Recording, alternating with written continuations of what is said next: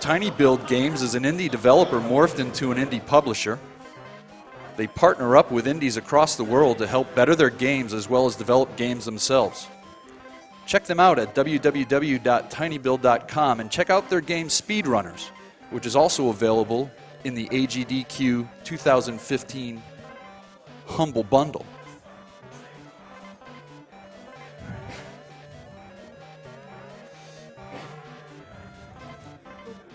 Huh? Okay. Sweet. Good luck, Stiv. Thank you.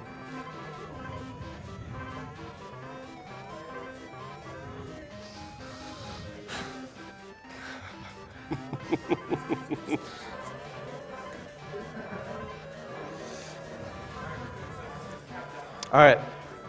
3, 2, 1, go. All right, so first things first, I'd like to give a shout out to Michael Boland. Happy birthday to you. Oh, you're funny. So I'm Stivitybobo. This is Banjo Kazooie, 100%. We were supposed to do any percent, but my TV, my PAL TV, broke on the way here, so we can't. Yeah, the PAL TV is required for the run. That's okay. I'd rather do 100% anyway. It's my fort. That being said, a huge shout out to everyone that did donate for the 100% incentive. It's really been a lot less stressful to deal with it. And this run has become a lot more optimized since Stiv did it 2 years ago. Just to give a refresher on what how 100% is, it consists of getting all 900 notes, all 100 jiggies, and all empty honeycomb pieces. Stiv is going through Spiral Mount right now, just going through the motions and getting the empty honeycomb pieces. And after he collects 6, he'll get an extra health container. It does not, 100%, some people think 100% also includes all of the Mumbo tokens required for the transformations. That is not required. And in addition to that, it does also require the double health at the end of the game, right before the Grunny fight. He just needs enough Mumbo tokens for the transformations that he needs throughout the run. Right? All the like 75 tokens total, I think? Something like that, Something yeah. like that. I don't remember. So we're about to hit our first major trick. It's pretty similar to the Lakitu stick in Super Mario 64. What he's going to try and do is basically jump over the trigger area for bottles. There we go. And he got it. All right, that was the hardest trick in the game. It's all uphill from here. All right, so anyone who's never played this game before, basically, Banjo's sister was kidnapped by a really ugly witch who wants to be really cute. So we got to make sure that doesn't happen by rescuing our sister. All right, so that was the first jiggy. It's pretty smooth. It's the easiest jiggy out of all of them, obviously. It's got to start somewhere. And the very first level we're going into is called Mumbo's Mountain. And basically half the level is just going to be trying to optimize roll movement until we get the move Talon Trot, where we can just rely on Kazooie's movement, which is much faster and much better than Banjo's rolling. Should probably do a quick roll call. Hyper Resonance. I'm Smasher32. And then Stiv. I'm Stivitybobo. Well, you did introduce yourself earlier. Yes. So, obviously, first level starts out pretty straightforward. It's not a terribly hard level, but since most of the level you don't have Talon Trot, it requires a lot of particular movements, particularly on this hill. If you spend too long on this hill, you end up sliding down. So you have to be careful of how you jump on that hill. That's why he does the 3 little quick jumps there. You have just enough time to do 3 quick ones before you start sliding. And the reason he talked to bottles there, for those that haven't played the game before, it's unlike Super Mario 64 where you just start out with all of your moves. You actually have to talk to bottles every time if you want to learn a specific move. And the move he just got was Beak Bust. Beak Bust. And now you're actually supposed to transform into Ticker the Termite for this part. But if we kind of manipulate how we spend our time on these platforms, we don't even need to transform at all, and we can save 5 tokens throughout the entire route. The basis for that is every time your shadow touches the ground, it resets your slope timer, and you have like 1 to 1.5 seconds or something like that before you start sliding on the ledge. And when you jump off of the platforms there, your shadow touches the ground and it resets, and you can just keep jumping without sliding down. It allows you to get that jiggy without the transformation, skipping 5 Mumbo tokens. So we just talked to Bottles the second time. I got probably the best move in the game, Talon Trot. Notice how we don't have to do all that fancy roll movement, and we can just kind of rely on Kazooie's movement. By the way, if you notice every time we jump, you hear a little bit of a Kazooie noise. Get used to it because that's the most optimal movement in the game. Yeah, if you start jumping at any point, it's always slower to it's always slower if you stop moving, because you'll notice that he does a little slow down for 1 or 2 frames there. So you always want to keep jumping. So that right there was not Donkey Kong, but Conga.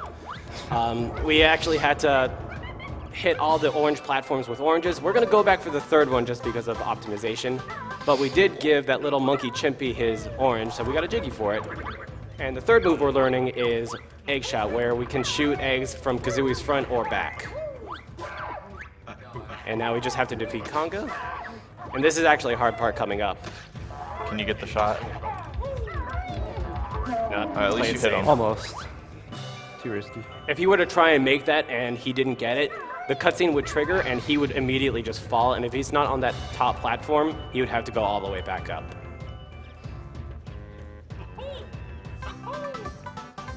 All right, and notice how that last orange platform is right there, so we'll just go right on it, and free jiggy. There's something a little interesting where when you destroy an object, when Conga spits out that jiggy there, it'll spit out in a location that's dependent on the angle you destroyed the last object. So if you destroy something at a very specific angle, it can actually line up those 2 jiggies, and then if you collect them both at the same time, you skip one of the little jiggy animations. It's hard to do it optimally, though, Yeah. because you have to find something to But kill. this game is just full of stuff like the little tiny 1 or 2 or 5 second time savers all over the place, which makes it a really neat speed run.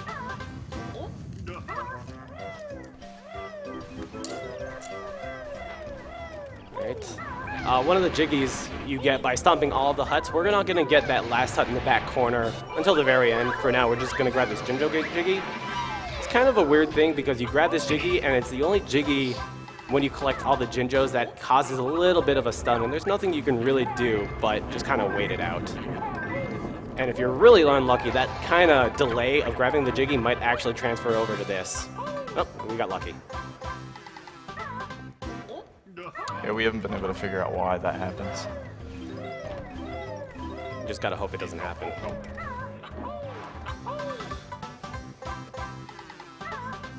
Alright, and we are actually going in Mumbo's hut here. We're not gonna transform, and in fact, we don't even wanna wake him up because that is actually a notable time sink, maybe 3, 4, 5 seconds. Don't wanna wake him up, it's rude. That's just about it for Mumbo's Mountain. Pretty short level for an introduction. That was actually pretty smooth. Wasn't too bad. Yeah, that was good. Alright, just gotta finish. Then he's going to use this slope glitch again here to get this jiggy without the termite.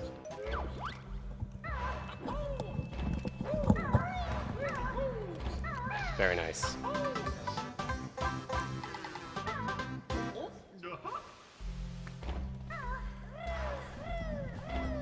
Just been told that we surpassed 113,000 viewers. So now if you remember from this game as a kid, you need notes to open up these doors to progress through the layer. And the first one is 50, which is really easy. The final one is 810, which means that since there's 9 levels and there's 100 notes per level, you need to enter every single level to open up the final area.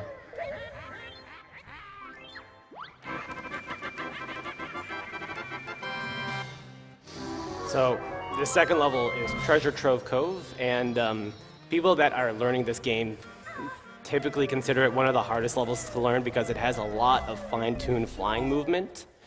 And flying is not the greatest in this game. It's It's very mechanical how it feels, as opposed to a game like Banjo Kazooie, which is a lot more fluid in its flying movement. Yeah, same with swimming in this game, too, is not as fluid as in Tui.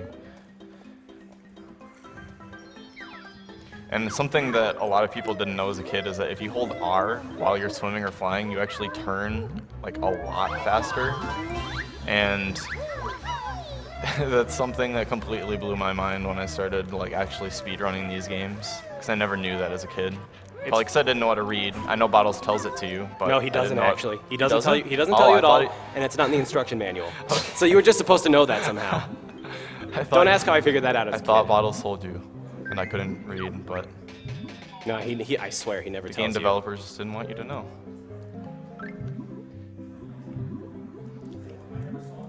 So here's a nice fancy trick coming up. We call it the leaky skip.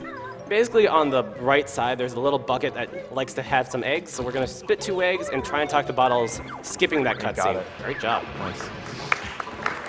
Saved 3 seconds. But it was all worth it. So we're actually not going to go back to that sandcastle until the very end of the level. I mean, we could talk to Bottles now, but it'd be a time sink. We're gonna go in here. We collected a piece of treasure earlier, and the little crying, sad hippo wants both of his pieces of treasure, so we're gonna be really generous and give him both pieces. Or else And he then won't stop sometimes crying. he will be nice and spawn the Jiggy on top of you. Oh, come Or on, rather- walk closer. Oh, Not this what a time. jerk. The shadow's actually was close. disjointed, so if he was actually a lot closer than it looks. So this is the first of 3 flying sections. I'm actually gonna be quiet for a sec.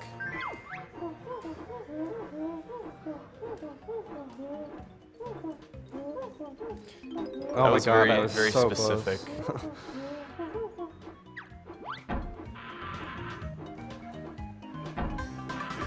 He's actually counting flaps as he goes there to make sure that he's moving correctly to not land on that note. Almost done. Great job. Those flying sections are really annoying for people learning, just because if you land at not only that one, but any one of the other 2 flying sections, it's a lot of time lost. So it's kind of particular. And it's really important because each Jiggy, every time you collect one, it's like 5 seconds to do the little dance. And I think you probably skip like 30% of those dances throughout the game. So if you get those, that's multiple minutes that you're losing just to like collecting stuff that you're supposed to.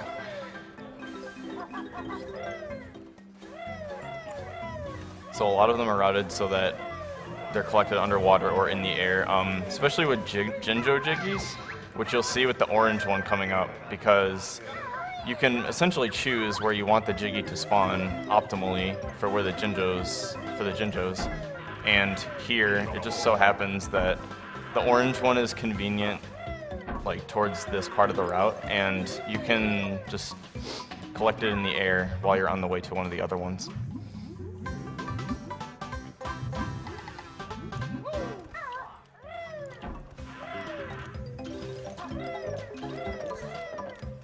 So this is the second flying part coming up. As Hyper mentioned before, you can kind of manipulate where the Jinjo Jiggy spawn position is. So what we're gonna do is we're gonna collect this Jinjo, swoop down and grab the Jiggy, and then grab that one later. Oh, that is so Yeah, hard. that alcove right there is the most dangerous one. You kind of have to do like a little dip down and let go of the control stick so that you don't like keep diving, and that's what usually makes you land. Nice. So that right there, when you're entering or exiting Talon Trot, usually when you're exiting Talon Trot, you don't get interrupted by anything impeding your path, and that includes water, so you can just kind of do a quick dive to the bottom. And meanwhile, Stiv just kind of jumped inside an enemy and killed him from behind.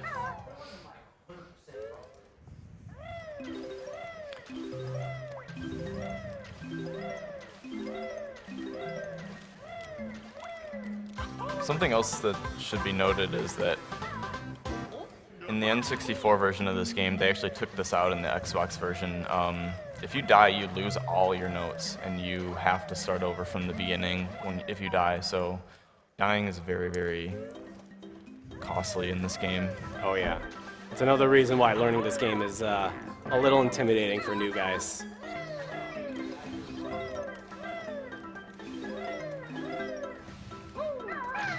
So those X's he's been stomping, once he stomps all the X's, he does get a Jiggy, but just because of how it's routed, it's conveniently that they're all pretty much on the way.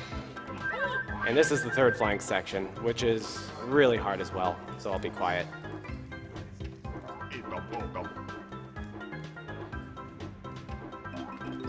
Nice.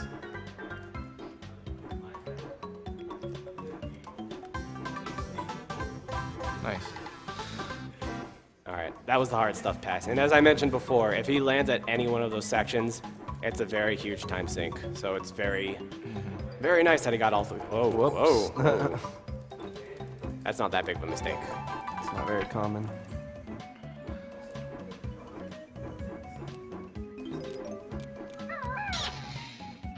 Oh yeah, sometimes that'll happen where the X won't register with the crab there.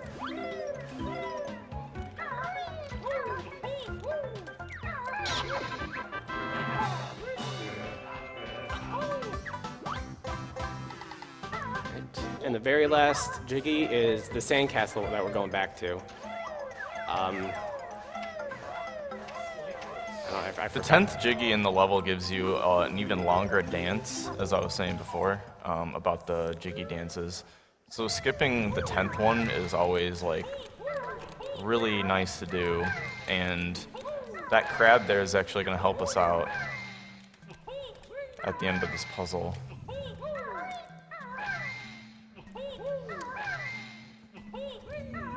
I wonder what he's spelling. It's not like it's written on the wall or anything. No, of course not. So now he can use this crab to death warp, and he still collects the Jiggy. I have more health than I was planning to, so push him There we back a go. little Yep, bit. he got it.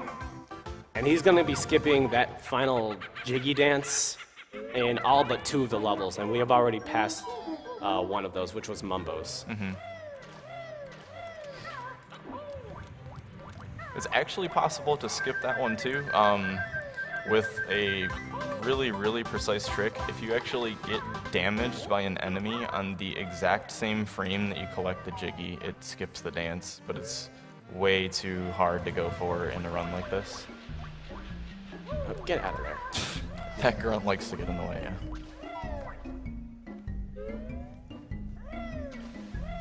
So earlier, you saw Stiv kind of detouring for some red feathers. This entire route is very feather intense, and you don't have a lot of opportunities to refill for feathers. And even at the very final battle, when you have the chance to refill your feathers, it's actually more optimal not to if you get enough throughout the entire run.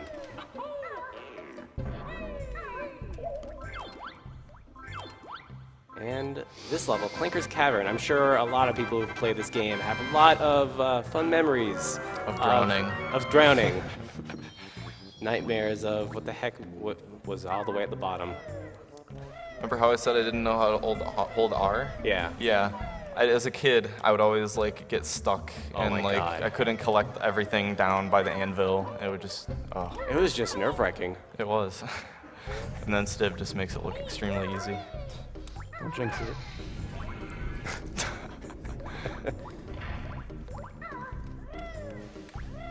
I mean, it's nice because there is a little bit of symmetry at the very bottom, so you can kind of predict where everything is.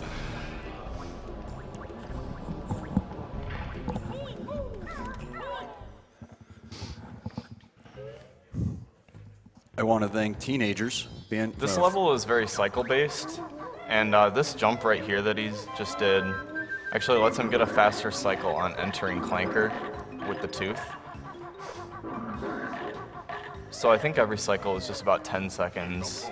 That's why this level is usually like you go really fast or you go really slow because you miss some cycles.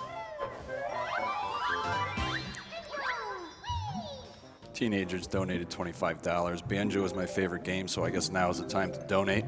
My father currently has liver cancer and has had to be shocked out twice, but it keeps coming back.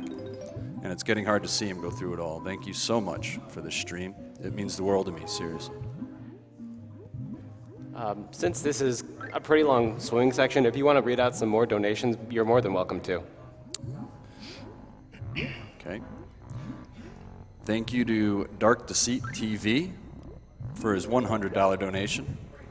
I've never caught this live, but I watched so many of them of the runs on the YouTube. So glad that I caught it this time. Thank you so much for doing this for such a great cause. Thank you for the donation. $50 from Ah, Bear don't push him Pigman.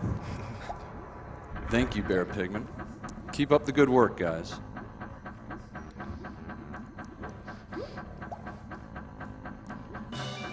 So after all this swimming, Stiv has actually been able to collect some air bubbles, but he still runs the risk of drowning. He should be okay though, especially if he grabs his last bubble. Okay, sometimes that has a chance of not spawning if you're too slow. Fortunately, that didn't work out. Or fortunately, it did work out, excuse me. So he's just gonna, before he even surfaces, he's gonna go right into that green pipe area, grab the Jinjo, and then surface. And it looks scary, but this actually is plenty of time left. Yeah, each air bubble is like 10 seconds or so. Really? So you have Only about 10 seconds? it's about a minute before you drown, yeah. Son of a... Jeez.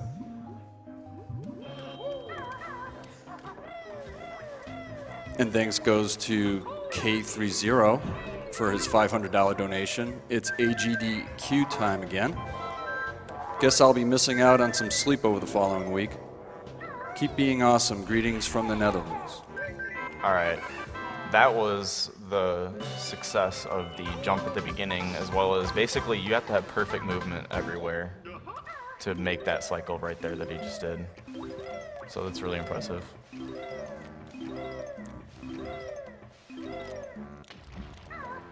This part coming up, we just call it the rings, and everyone likes to kind of pay attention to what the timer finishes on because it kind of indicates how quickly you do it, obviously.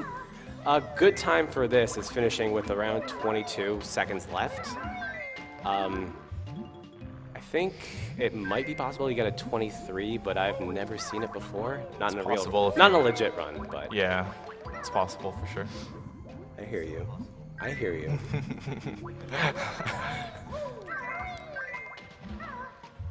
So this looks like it might finish with 22 seconds. It should be, yeah. There we go. Nice Yes. job.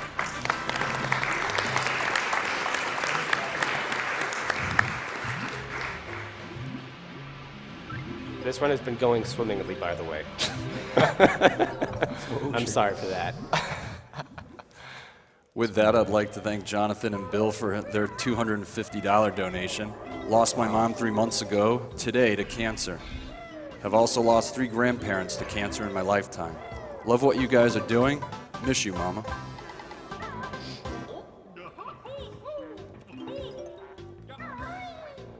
So the interesting thing about Clanker's movement is that it's all routine. In other words, you can pretty much predict the movement if your movement, or I'm sorry, you can predict Clanker's movement as his going up and down movement if you're kind of ideal with your movement as well. So basically, don't make any mistakes. Like that. Usually, you have a few seconds left on this cycle, so I think you can make it. No. Oh, well, I have If to get this up here jump now. cooperates, Nope. this is really finicky. Oh, there Okay, we second go. try. Wait, It's not wait, I bad. think I can make it. I still don't think it's fast enough to catch the blowhole cycle It as is, well. it is. You can skip the token and come back, or get another one. I I don't can know. get it. Oh, you can make it. Yeah. There we Nice. go. All right. So I guess Now we don't have to worry about cycles anymore. Right. I guess since it's so early in the marathon, I'm going to try and explain cycles. Basically, cycles are kind of a pattern that repeat, and you can only perform a certain action within a certain part of the cycle, kind of like similar to a red light, green light system. You can only go through a light on a green light. whereas, you know, it repeats red and green every now and then. I tried.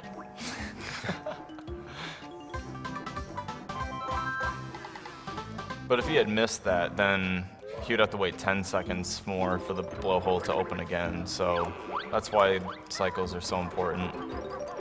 So even though he learned the move that gives him invincibility, he really doesn't need it here. He's just gonna run through and not get hurt. Supposed to get those notes, but And you get him on the way back. There you go. Yep. There you go.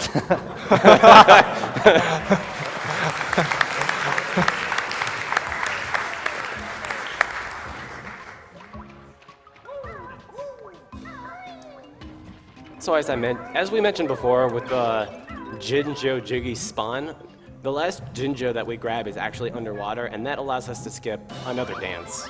Keep in mind that each of these dances, with the exception of the very last Jiggy you grab, is 4 seconds, so it does add up over the course of a run.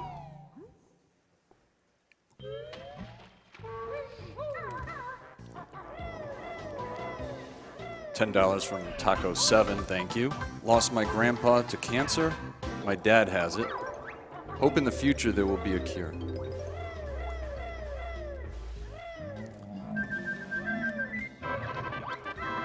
There we go. And $100 from Reaver. Thank you. Hey guys, always a great event and enjoying it very much. Thank you for the great time with awesome people and to the organization that made this all possible. Greetings from Germany. Thanks for the donations. So now he has snippets coming up here. And the Jiggy is going to spawn in the middle of the room right where those lights are coming from there. And what he wants to do is get onto the Jiggy while it's spawning. So he's going to poop eggs. And Get there! he got it. Nice. He got it. That's good.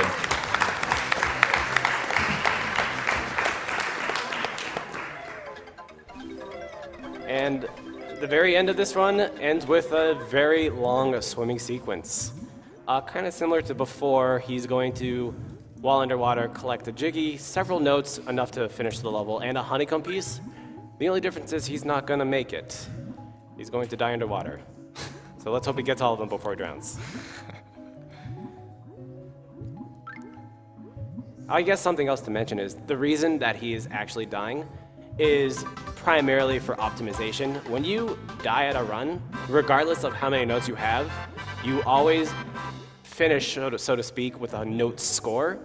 And if you want to get those notes, as we mentioned before, you have to collect them again. But in addition to that, you also teleport to the beginning of the level. So you don't have to backtrack all the way unless it's convenient or you don't need to die for it.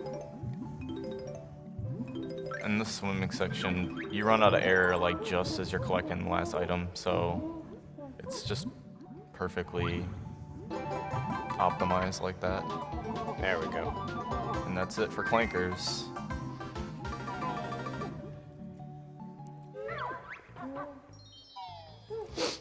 Would like to let everybody know that we reached 400 Twitch subscriptions since the start. As a reminder, Very nice. 100% of the revenue goes to the Prevent Cancer Foundation from these subscriptions. So thank you very much.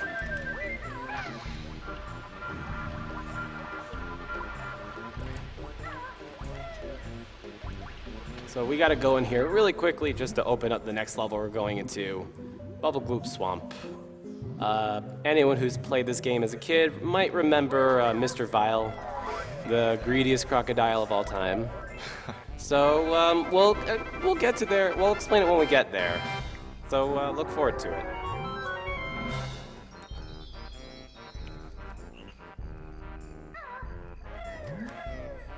And a quick mention on an upcoming donation bid war for Mario Kart Wii. Runner plays either as Funky Kong or Rosalina. That's coming up in 2 runs.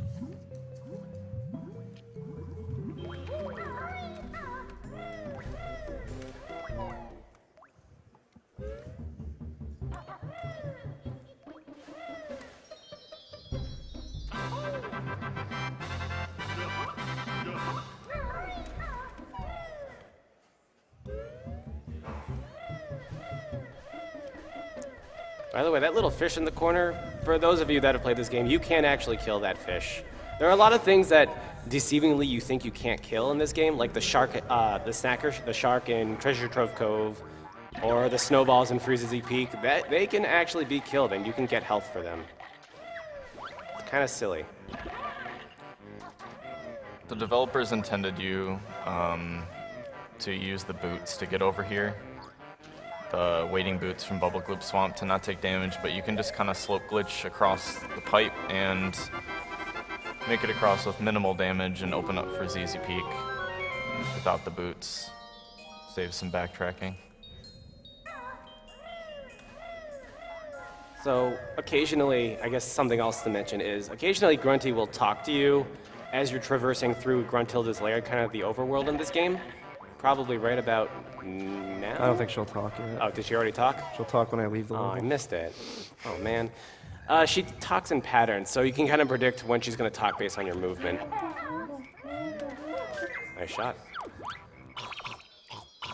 This level is primarily routed based on these crocodiles right here, because you have to feed them in a certain order.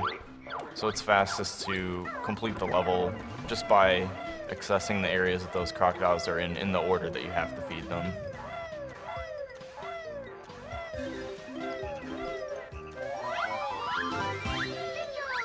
This level is very RNG heavy, so it's not very fun. But hopefully it goes alright. Also, just because of optimal movement, he's going to be taking a majority of his damage, or his health, excuse me, in the swamp area. So it's kind of dangerous just because of how much health you'll have to collect throughout the run, and you only go into vials with 1 health.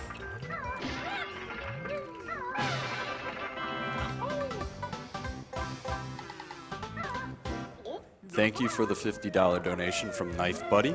Lost my father last year, 2 weeks after my birthday. This donation means a lot to me.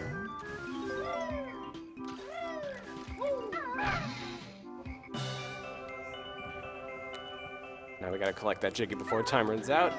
And while we're collecting that Jiggy, we're gonna be collecting pretty much everything else in its path, including feeding this guy.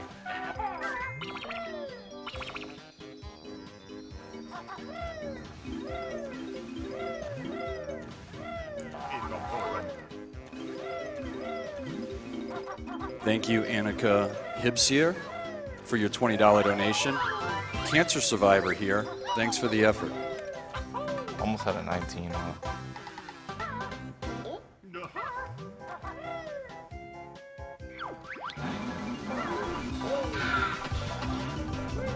So this It's is convenient to do the flibbits here now because they give you health every time you kill them, and you're low on health at this point. there we go. So this next part, you're supposed to break the huts and access a shock spring pad. We're just gonna jump them because it's faster.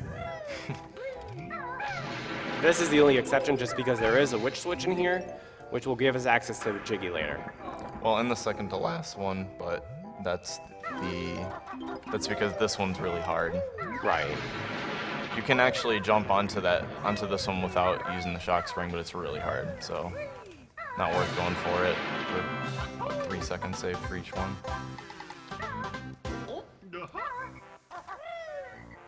We have a nice, generous donation from Kevin Wurst.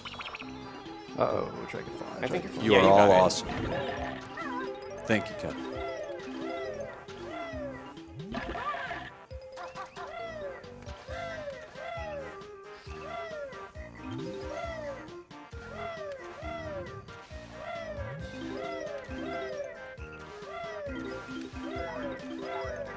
And $50 from Demon B. My mom beat breast cancer a couple of years ago, so I'm always going to give back while watching my favorite games get destroyed. Thanks for the stream, guys. And $15 from Majesty Apollo. I'm entirely convinced Stiv isn't actually human. Banjo Kazooie is one of my favorite games of all time. Brings back such amazing memories of my childhood. This is a great cause, and I hope you destroy the .5 mil target, guys. get it. It's No, okay, that would've but been good if It's you got actually hit. better, yeah. I just didn't want him to get it. Yeah, if you get hit there, you can actually move like during that little cutscene, so it gets you an extra bit of distance. But he was a bit low in health there, so that was kind of scary.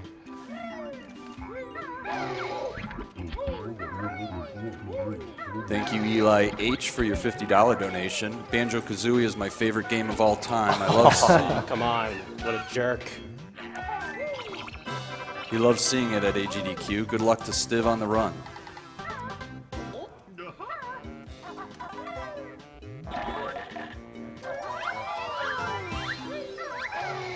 Contrary to popular belief, he actually does enjoy that.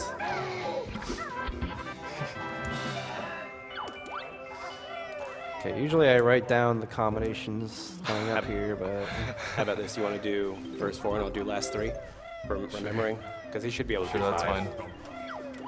use my memory. That's a good pattern. Usually, as Stiv is reading them off on stream, he's like, no, yes, or no, depending on how good they are, and that's just like if the turtles are more spread out, it takes longer.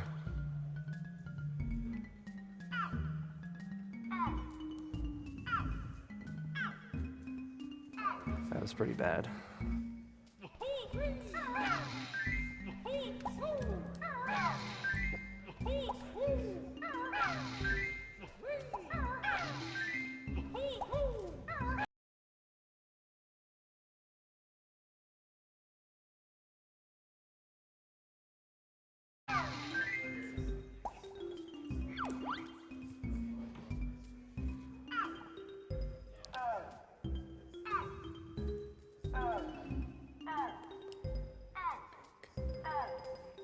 Okay.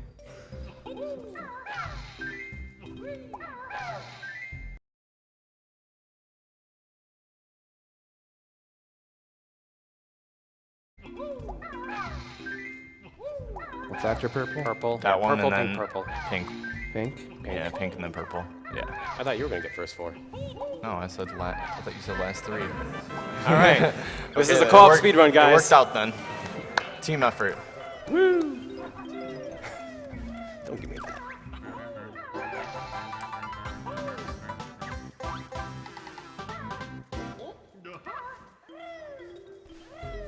A nice $20 donation from David Rivard. I lost my little sister to cancer. Playing banjo together was one of our favorite things.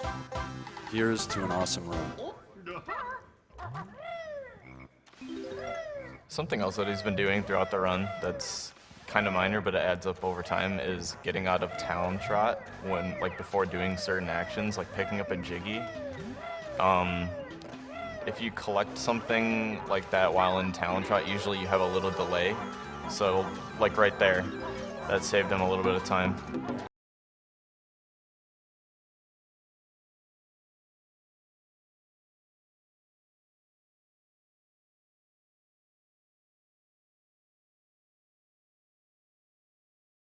Even though he almost got sniped. Yeah, I've never gotten hit by that dragonfly.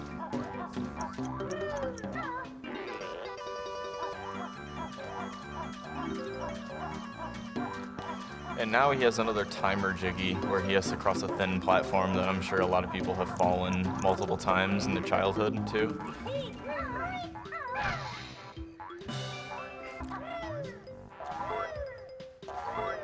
Nice. And And all you gotta do is to do that. It's really easy. yep, well, for the rest of the swamp maze, he's not going to bother collecting the boots because he's actually going to get hurt on purpose. Optimal routes for optimal strategy. I'd like to mention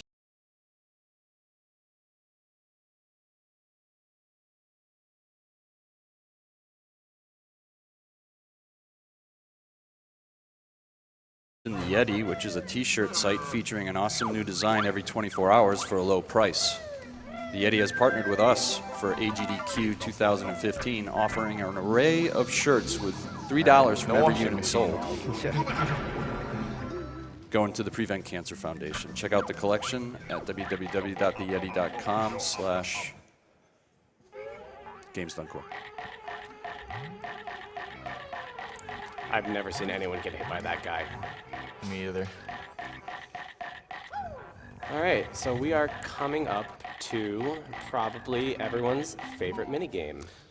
Mr. Vi. From AGDQ 2013.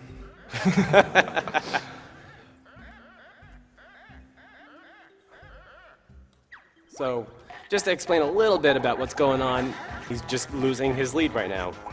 Well, Mr. Vile has a mechanic in this game called rubber banding. You've probably heard of it before in Mario Kart anything. Typically what happens is the further ahead you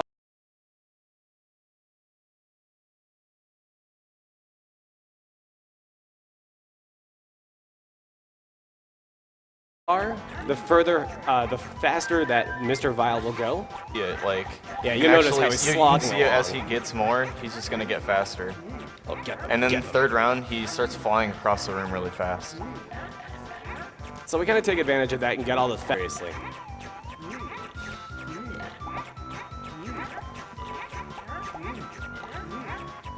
Speak to a beautiful girl and my dad, the cancer.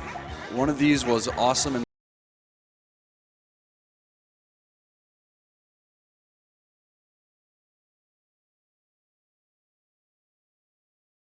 done quick, the other not so much. Keep it up, everyone. Kisses.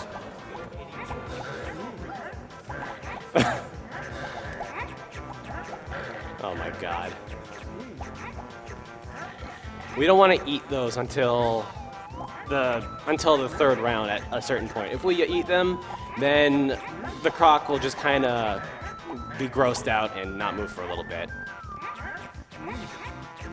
Usually the general strategy is, usually that's more of the third round strat. In this round and the first one, they're not as difficult. The game intends you to beat the third round using the turbo trainers in the back of the room, but as you can see, they're grayed out because we haven't learned the move yet.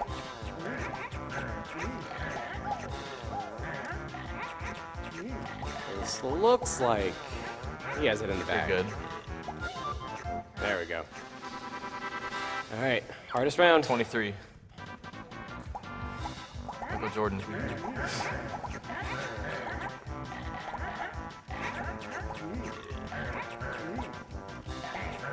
Notice how the top center of the screen is alternating between the red and green or yellow guys. That means that's the ones you have to eat right now. Then I have to eat the red guys. Red yum please. It always switches every 10 seconds too, so when the timer approaches the 0 or the 10 mark, he'll know when to go for a different color.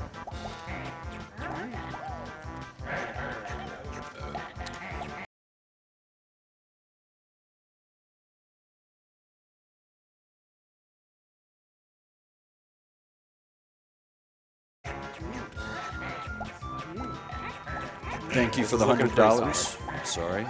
Thank you for the $100, Mike Ninja. So great to finally see this event live. Best of luck with Vial, Engine Room, and Furnace Fun, Stiv. I'm lucky there. Look at that one just appeared right in front of you. All right, where is he? Where is he? There he is. There you go.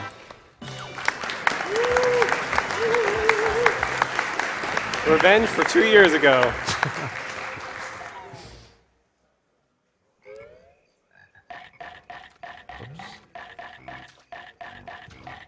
Grab everything else right here, and then we're going to do another death warp.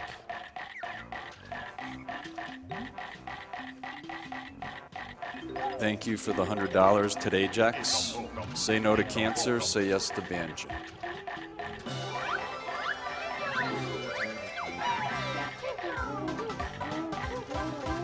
Come here, you. Oh no, don't get stuck. Okay. There we go.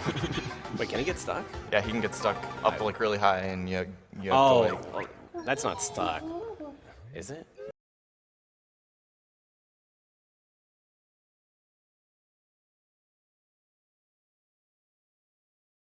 yeah, No, it he, is, yeah. yeah, That's it's so happened to him before. Ugh. So unfortunately, we're not allowed to stay as Croc for the rest of the game, as cool as that would be. So we have to be forced to transform back into Banjo.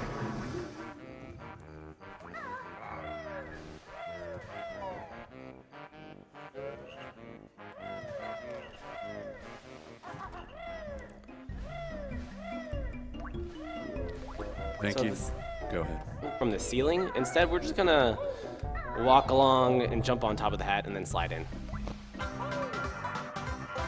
There's Noob, first time watcher, just sad I can't donate more.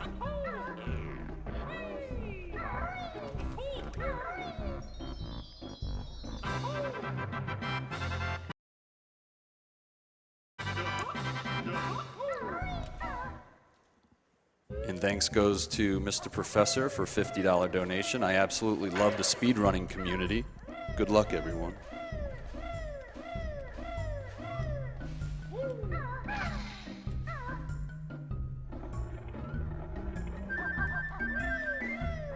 Oh, come on, seriously? I've never seen that guy get in the Neither way. have I. Oh yeah, he's actually supposed to open that up in Gobi's Valley. He's just gonna grab it now. Yeah, that was one of the many glitches found by Chronicies in this game. She's found a Yeah. huge number of glitches in this game that I Looks never like- even fathomed were possible. So Yeah. huge shout out to Chronicies. And that pretty much just the jiggy hitbox is, I don't know, when you roll into it at that angle, you can just collect it.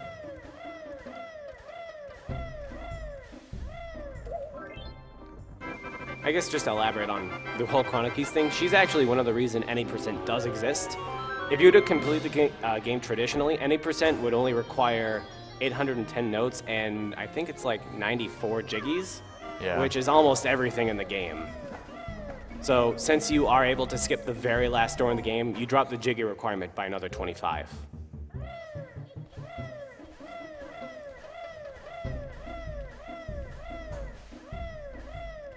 Still no 810 door skip yet, though. That's never going to be found. So now for ZZ Peak is split up into 2 trips, actually, because you need to move from Gobi's Valley Turbo Trainers to finish the second boggy race, and you need Beak Bomb from this level to finish Gobi's Valley, unless you're doing a task, and then there is a trick to get into the pyramid, the target pyramid, with Beak Bomb, or without Beak Bomb, rather, but it's incredibly precise. So while Stiv really just does here doing nothing because the enemies that are supposed to eat these twinklies aren't appearing, I promised Stiv before we started this run that if he were to do basically what I like to call a smasher strat, grab the green present while flying and not even kind of stopping for it, I would give him 20 bucks. So let's see what happens.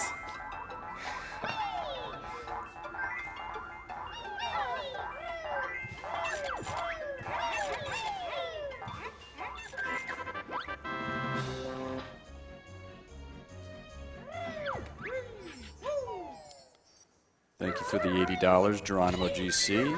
If there was ever a time to donate, this is it. Lost my mom to cancer 2 years ago. R.I.P. Mom. Good luck, runners. All right, so this is, I guess, the green present dive section coming up. So let's see if it works out, or if he even wants to go for it. I'll do it.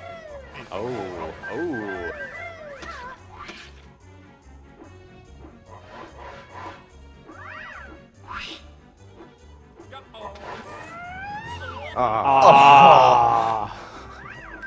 Maybe next Almost time. had it. That was close. It's actually a lot harder than it looks because that green present has its own floor, so you can kind of land on the present and then just exit flying. Don't ask why I go for it. Because if you find a strat, you always want to go for it yourself, because it's your strat. I can't help it. It's such a fun strat. So that's all that this trip is for ZZ Peak. Just getting the presents, riding the sled to get the boggy jiggy, and then giving the presents to the kids, and learning Beak Bomb. And since we will be making a second trip here, there's no point on collecting any of the notes. Right, because every time you exit the level, you have to just collect them all again. Early Christmas, or late.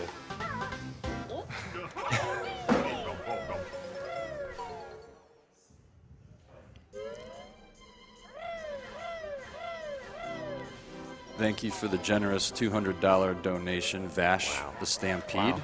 Hi everyone, first time watching this AGDQ Marathon live and to donate to a great cause for aiding the prevention of cancer. One speed run at a time. Here's $200 towards your goal, and we'll donate another $100 later if everyone in the room shouts, with feeling now, "This world is made of love and peace." Good luck to you. So on three, everybody. 1, 2, 3. This world is made with love and peace. Excellent.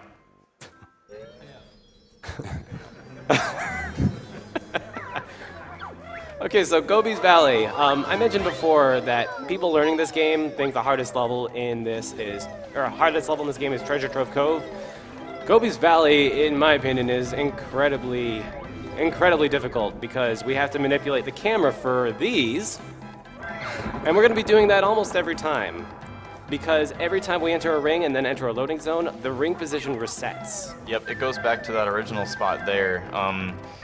This was a glitch found by Chronicies a while back, at least a year ago, and I was just messing around with routing this game, and I don't know, I just had the idea of trying to get some of the rings without flying, so I found that you can actually do that, and it ended up being faster. The other trick in this, sorry to cut you off, is the Gobi clip, where you attempt to clip through a wall via beat barge. The question is, oh god, it's not easy. Oh, come on. Oh, come on. I think you just gotta skip it. Yeah. Don't do it. Don't do it. As we've mentioned before, when you die, you lose all your notes. So that would be about a minute and a half lost, I believe, if he committed to that and died.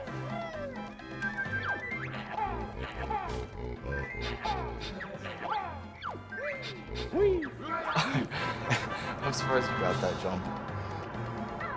What? Whoa! What is this? No! Oh my god!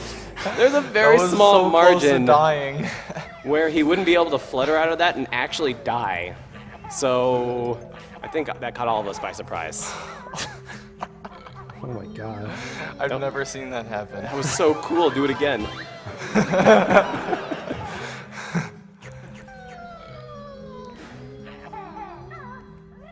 See, I told you, standing next to the corner works better. Yeah. Sweet. Thank you, Dr. Canadian Ninja, for your $50 donation. Excellent job on beating Clanker. Let's kick cancer in the get him for health. flanker. Or not. Don't listen to me. Okay, so now when he leaves the Sphinx here, the ring is going to be back in the same spot, and it still keeps track of how many he's gone through. Okay. Should be all right. Yeah. Oh my god. So yeah, the ring only rises there when it's coming onto the camera, so you can get in it without flying, and that saves a little bit of time.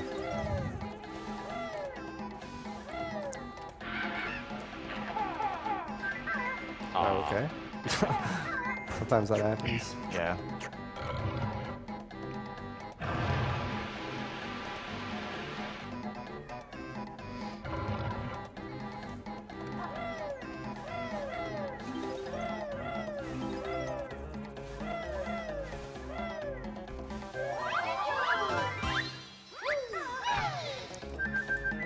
Thank you, Smo, for your $50 donation. Donating for Banjo. Thanks for getting jiggy with it for such a great cause.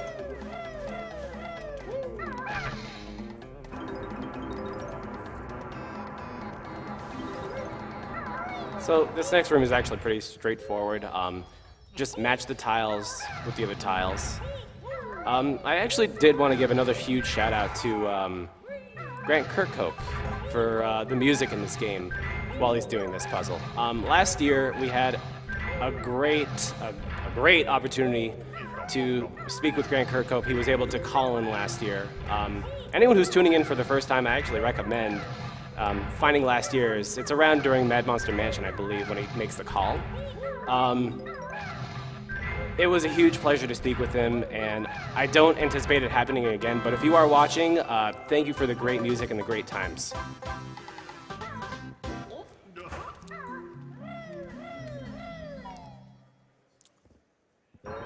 Thank you, Ian and Caleb, for your $50 donation. Great event, great cause. The kids and I enjoyed donating and watching. Keep up the great work, and good luck. And run, runners. Got it. Wow. That was on purpose, by the way.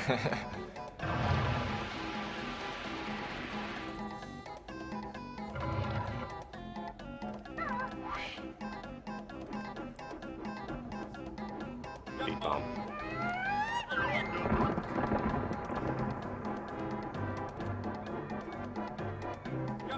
Is that gonna hit?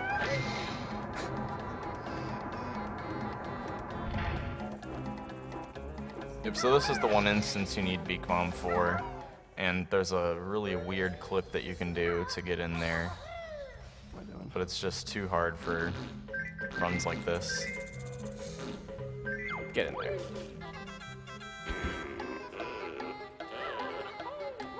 That was. I guess his jump was canceled by the moving platform. Nope, sorry.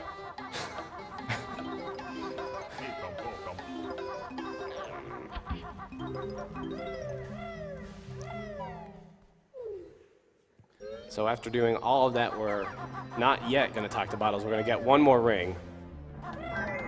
We still have one more to get, I believe. Yep. Yeah, one more. So after all that, now we're going to talk to bottles, refill our health, and learn how to use the Turbo Town Trots. Turbo Town Trainers, I'm sorry. Speed shoes.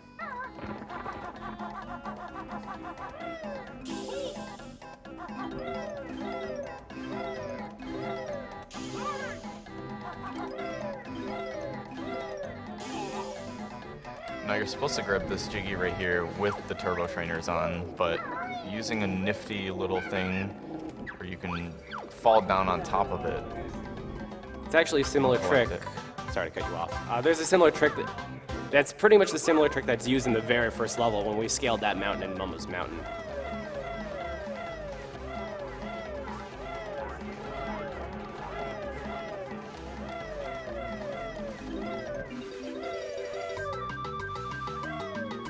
Now we're gonna jump all the way over here, and we're gonna free Gobi, who is now forever in our debt, and we're gonna take full advantage of that later.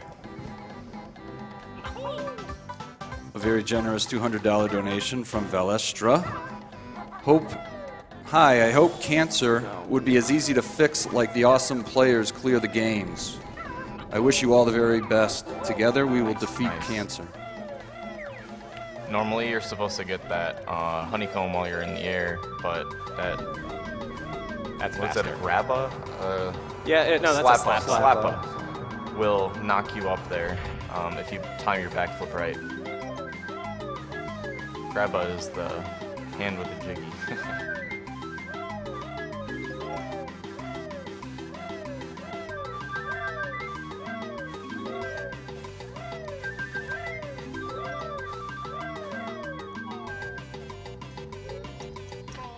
Oh, I went the wrong way.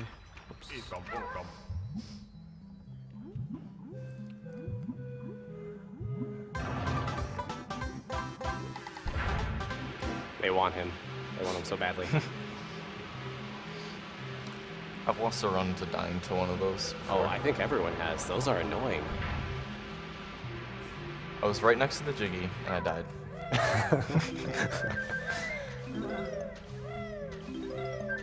So now he's gonna collect the last ring on the way into the maze. Manipulating the camera again. Right. I haven't done this one in a while, so I might screw it up. Yeah, you're good. That's a really good angle.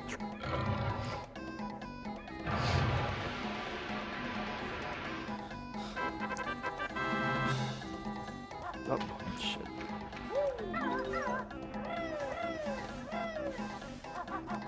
Okay, there we go. And that's it. That's all the rings. And he just has to pick up the jiggy later, which he'll do with the turbo trainers, actually.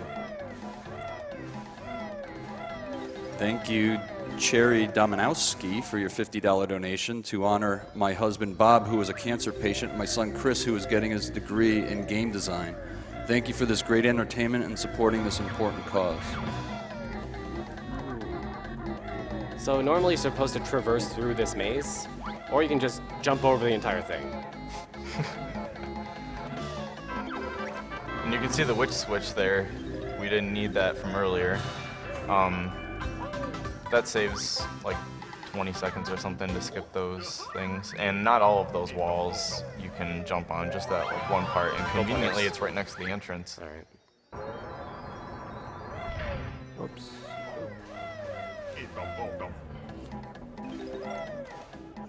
Thank you, Lachlan, for your $10 donation. I just lost my mother to cancer 2 days ago, and I'm super happy seeing you guys supporting this cause.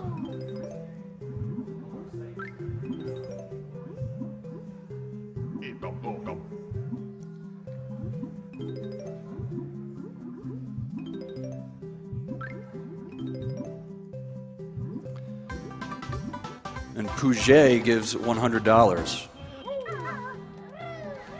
Here's to a great start to one of my favorite events of the year. Work productivity at Twitch always hits a yearly low during AGDQ. But we are willing to sacrifice for such an amazing group of people. Kappa. So everything's pretty much done now. He just needs to do a little cleaning up and go stomp on Gobi one more time.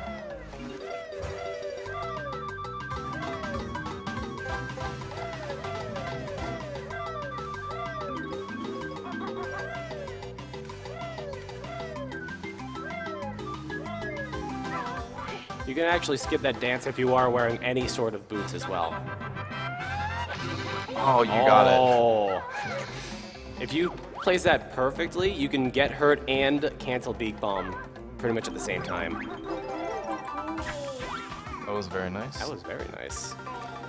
That Yeah, might have apart been- from not getting Gobi clipped, that was a really solid level. Oh yeah, that's right, Gobi Clip. Damn. It happens. It's a hard trick. It's a tough trick, yeah.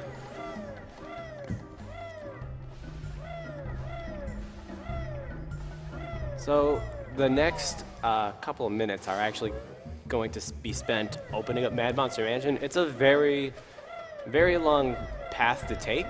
So we have some time for donations if you want to just shout some out. Just run through them.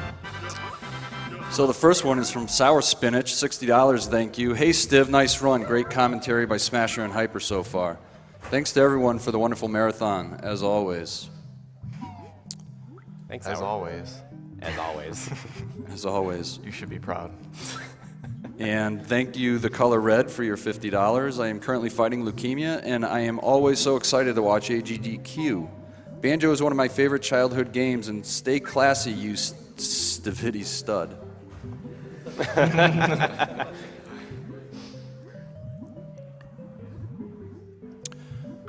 Just like to mention one of our sponsors, World 9 Gaming. Since 2005, World 9 Gaming has been one of the premier computer and console gaming provider for events across the Midwest.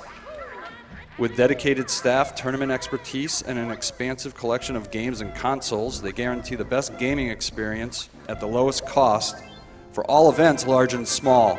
Check them out at world9gaming.com.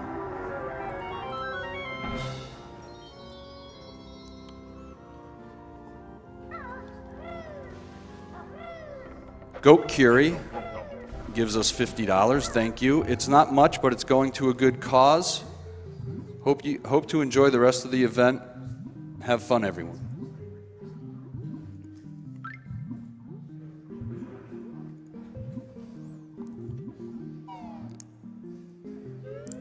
$20 from Chris Stoyer.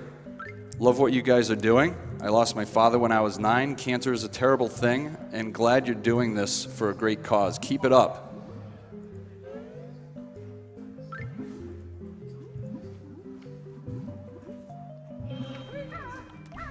Do you know which Mumbo token you're going to get? I already got it. Oh, you Gobi's. did? Okay.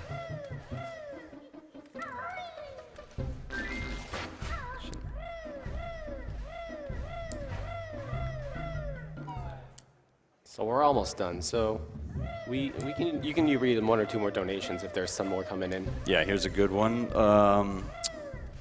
CMSVG gave us $50. Thank you, Sam. Hey guys, lost my wife this past June. She loved banjo speedruns, so here's some money for a great cause, a great game, and a great runner.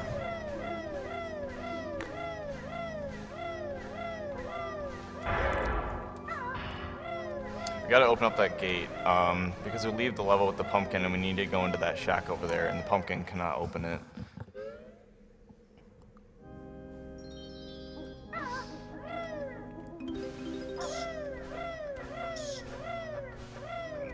$250 from istthereanydeal.com.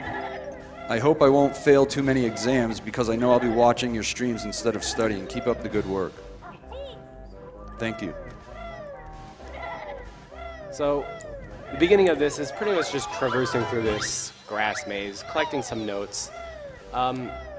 This level doesn't have a lot of fancy tricks like the flying sections in Treasure Trove Cove or the swimming sections in Clanker's Cavern, but it is very input intensive, and it's very easy to lose a lot of time from very simple mistakes. Also, that bat stinks. Yeah, like a simple mistake like falling off the roof can cost you more than 20 seconds, so Also, you shout can outs break to pooping eggs. you can break a lot of these windows just by using eggs. Yeah, and they're saves a little bit of time.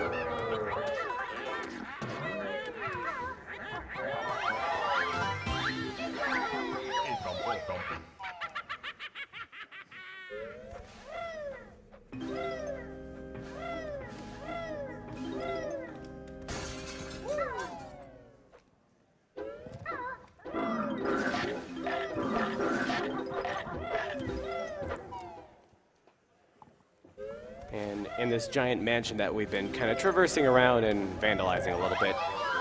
When we enter the chimney, we're actually going to enter Napper's area. Two very interesting things. I guess one is the Mumbo token in the fire. We can just grab it. The hitbox hadn't spawned yet, so we can just grab it freely. Also, for people that have been having trouble with this Jiggy, the key to making sure to get this Jiggy is by not ever stepping on the floor. It's actually important to know that because it's actually one of the questions in Furnace Fun, and we will be seeing that later. And it is a lot of fun, I promise.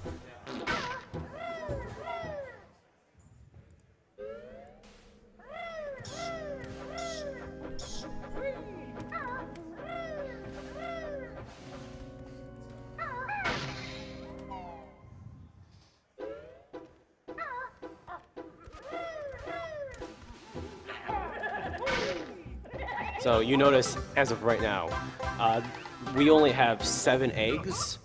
It's gonna be about that low until the Grunty fight. We realistically only need 3 eggs in Freeze's Peak Part 2, but we also need 5 eggs for the upcoming pot section. So we are very, very dry on eggs right now. We have to be careful on how we use them. And there's 5 required in Click Clack Wood to bloom the flower, and then I don't think any are required at all in RBB at all, or except for the boombox skip. So like 2 or 3 there. That's true, but there are a lot of eggs in Click Clack Wood Spring, so Yeah. at that point, the egg requirement becomes a lot more flexible. So we kind of got a bad cycle here, so we have to kind of work around this little purple, I forget what he's called, ghost. Just because he's invulnerable, we can't kill him, and he can hurt us a lot. And he'll knock us off of the little guy we're riding called Tumblar, so we don't want to get knocked off. Not to be confused with the website. Tumblr. I kind of messed that up bad. We made it work pretty well.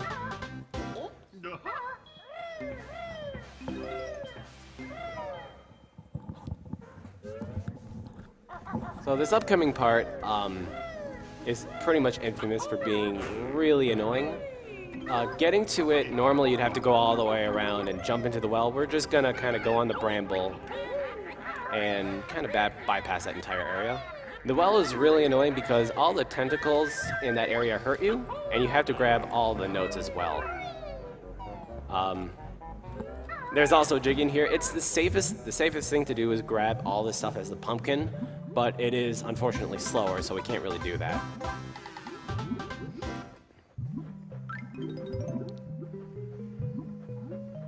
Oh, Ugh. Oh, that was close.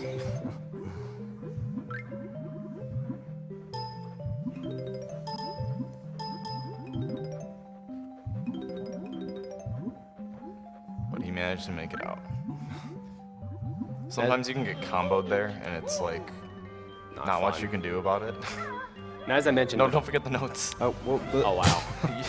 I was gonna say Thank like you. when we get That this- saves 1 second to get those notes after you leave the well, but he kind of muscle memory kicked in and forgot them. So this part up here, we actually spawn the jiggy here, but if we time it perfect, Good job.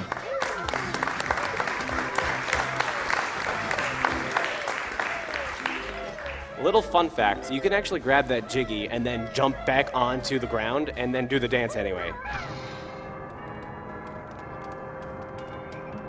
Yo, does he get to flap and jump in the water for it to actually give you the jiggy before it? Otherwise, it'll just stay in your hand. yeah.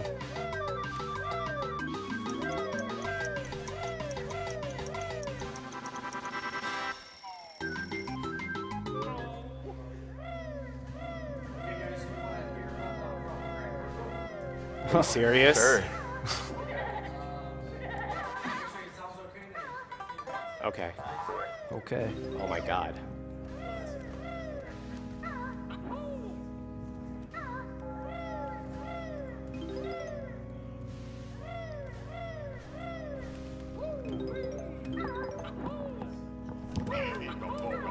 Which one? If we get to it. Hello. Hello. Hello, can you hear me? I don't hear anything. Hello?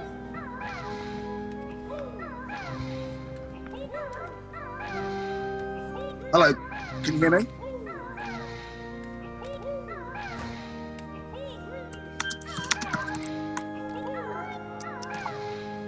Hello, hello, hello, hello, hello, hello, hello.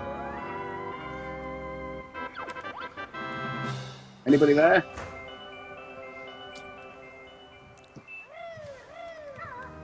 Okay. So while we wait for a developer to enter the room, I'd like to thank Jamie Hugh for a $100 donation. AGDQ, SGDQ helped me through some of the roughest parts of my life in the past 2 years, and now I'm able to work and I finally have enough money to donate. Although it's not a lot, it's the most I can give at this time. Thank you, everybody, for participating in AGDQ, SGDQ. Hello? Hello. Hello, hello, hello, hello. We hear Hello, him. Grant. Here he is. Hello, Mr. Grant Kirkhope. Hello, how you doing? Great, how are you? I'm very good, how are you? I'm still fantastic. I've got a bit of a cold, so I'm slightly more miserable than I am normally. Okay. Thanks for joining us today. Yeah, all right. we really appreciate it. This is 2 years in a row. We might as well be best buds now. Absolutely. Oh man, how are you enjoying the stream so far? It's very good. I must admit that I was watching that bit with the organ. That took me ages to get that bit right. I had to make it so whenever you hit a key, it fitted the chord that was playing at the time. Oh, is that how it works? Background music. Yeah, Right? it was a pain in the ass. That was. I was wondering why the organ didn't sound right every time. Yeah, well, I had to tell the programmer Chris Sutherland that whenever you hit a key, depending where you were in the song, I had to give him a list of notes that he could play at the time. So the first bit would be C, E flat, G if it's C minor, then however it changed. So hopefully, whenever you hit the key, it should match the chord that's playing at the time.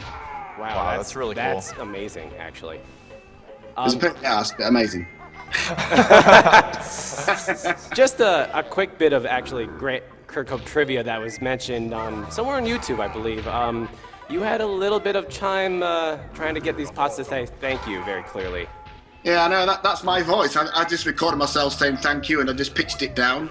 But Nintendo kept thinking I was saying fuck you all the time. I don't know. So I had to record it like, I don't know, 10 times and send it back and forth, and they kept saying no, and I was sort of saying, do you really think I'm going to say fuck you in a kid's game? It's just, it's the stupidest thing, but they just wouldn't believe me, so I had to do it like quite a lot of times. I had to really kind of go, thank you know, really spit it out, because they just wouldn't believe me. I mean, ironically, there's so many other things in Banjo Kazooie that they missed that were way worse than that. It's just like, you know, it's weird. I completely believe that too. Yeah, no, it's true. There's innuendo everywhere. Oh yeah, lots of toilet humor. Yeah, I mean, like the fact that she's called Gruntilda Winky Bunyan. Does that not? Winky, like Winky in the UK means penis. Oh. So Winky Bunyan is penis bunyan. No one ever thought about that, did they? You learn something new every day. Yeah, that was a kind of funny thing we had done the Banjo Kazooie block. One of the guys we used to call him Winky Boy, and that's what it got to be Winky Bunyan. But Winky is usually like a sort of a jokey, childish name for a man's private parts. So we thought Winky Bunyan was hilarious, of course, but no one got it except us. As we flush ourselves into Lago here. All right. Right. Oh man, it's so many years into this game and I'm still learning new things about it. Yeah, I mean, I forget most of it. It only comes back when I watch it. Is there anything, you just said it comes back when you watch it. Is there anything else interesting, maybe musically, that you can tell us about this game? Well, I like doing it. It was good fun. I mean, it's nothing. I don't think there's anything spectacular about it. I just tried to write tunes that were a bit catchy and a bit quirky. I was trying to not do the kind of Nintendo, you know, really happy sort of slightly jazzy music. I wanted to make it a bit more quirky and oddball. So that was what I tried to do. I had no idea that people would still like it all this time later. Okay. Well, then that must mean you did a good job with it. So. Well, it's very kind. It really just amazed me that people still like the tunes like all these blooming years later. It's amazing. Oh yeah, me firsthand, I love these songs. I still listen to them, not every day, but I mean, I still love these songs. What would you think is the most catchy tune in Banjo Kazooie 1, the first one? Ooh. I like Rusty Bucket Bay. A lot of people are saying Rusty Bucket Bay, Freezy Peak. I'm gonna say Gobi's Valley personally. You said your favorite was Atlantis, right? Yeah, the first game. I really liked Monster Mansion. I like that one, but Where You Are Now, I thought it was I really like that tune. But like, I used to always think that the Click Clock Woods was the most kind of instantly hummable because it was so simple. Absolutely. Oh, for sure. Absolutely. But it's weird, like you've all just said different things. So I thought you'd all say Click Clock Woods, and no one said it at all. Oh, I said it. I like It's funny because I loved all the songs. I couldn't pick one. I just loved all of them. Well, that's very kind of you, sir. What can I say? Okay, so I may be overdoing it a little bit. A little bit. I know. I guess it's funny when like my son, he's 12 and he started playing Banjo Kazooie in the Xbox when it got ported across, and like it was weird. I hadn't looked at the game for such a long time, and like seeing him playing it, and like, it was just like it was the nicest experience to have. It's like putting on your favorite pair of slippers you haven't worn for a long time. It's like that. It was like really amazing to watch it, and for him to like it was great, because I didn't tell him that I did the tunes for it at the start, because I thought if he hates it, I don't want to tell him that his dad did it. I thought I'd just keep it quiet. But he really liked it, so it was a weird experience, that was. Did you want to ask any more questions, Brad? I actually... But I don't know if you said that Atlantis was your favorite song to write, but what was that? Was it Atlantis or was it a different one? Yeah, well, yeah, I liked that one a lot. I just liked that tune. But I must admit, I had such good fun with both the games, really. But it's hard to pick out an absolute favourite. Like, this time of year, Freezy Peaks just sounds great to me. It's got all that kind of necessary Christmas things about it. So it'd be hard to pick out any one tune, really. I mean, there's not one that I don't like, really. I mean, I think that I've been very lucky that I've written stuff that I've actually liked. So I wouldn't like to pick anyone that I think that's the best for me. I think I'm just happy that everyone likes them, really. That's the best thing. Well, we're glad you wrote them. Yeah. So how long does it take you to complete the game? For everything in the game, it takes a little under 2.5 hours. I believe Well, for 100%, the record by Stiv is 2 hours, 10 minutes, and 13 seconds. So. Wow. So really slightly faster than JonTron, then.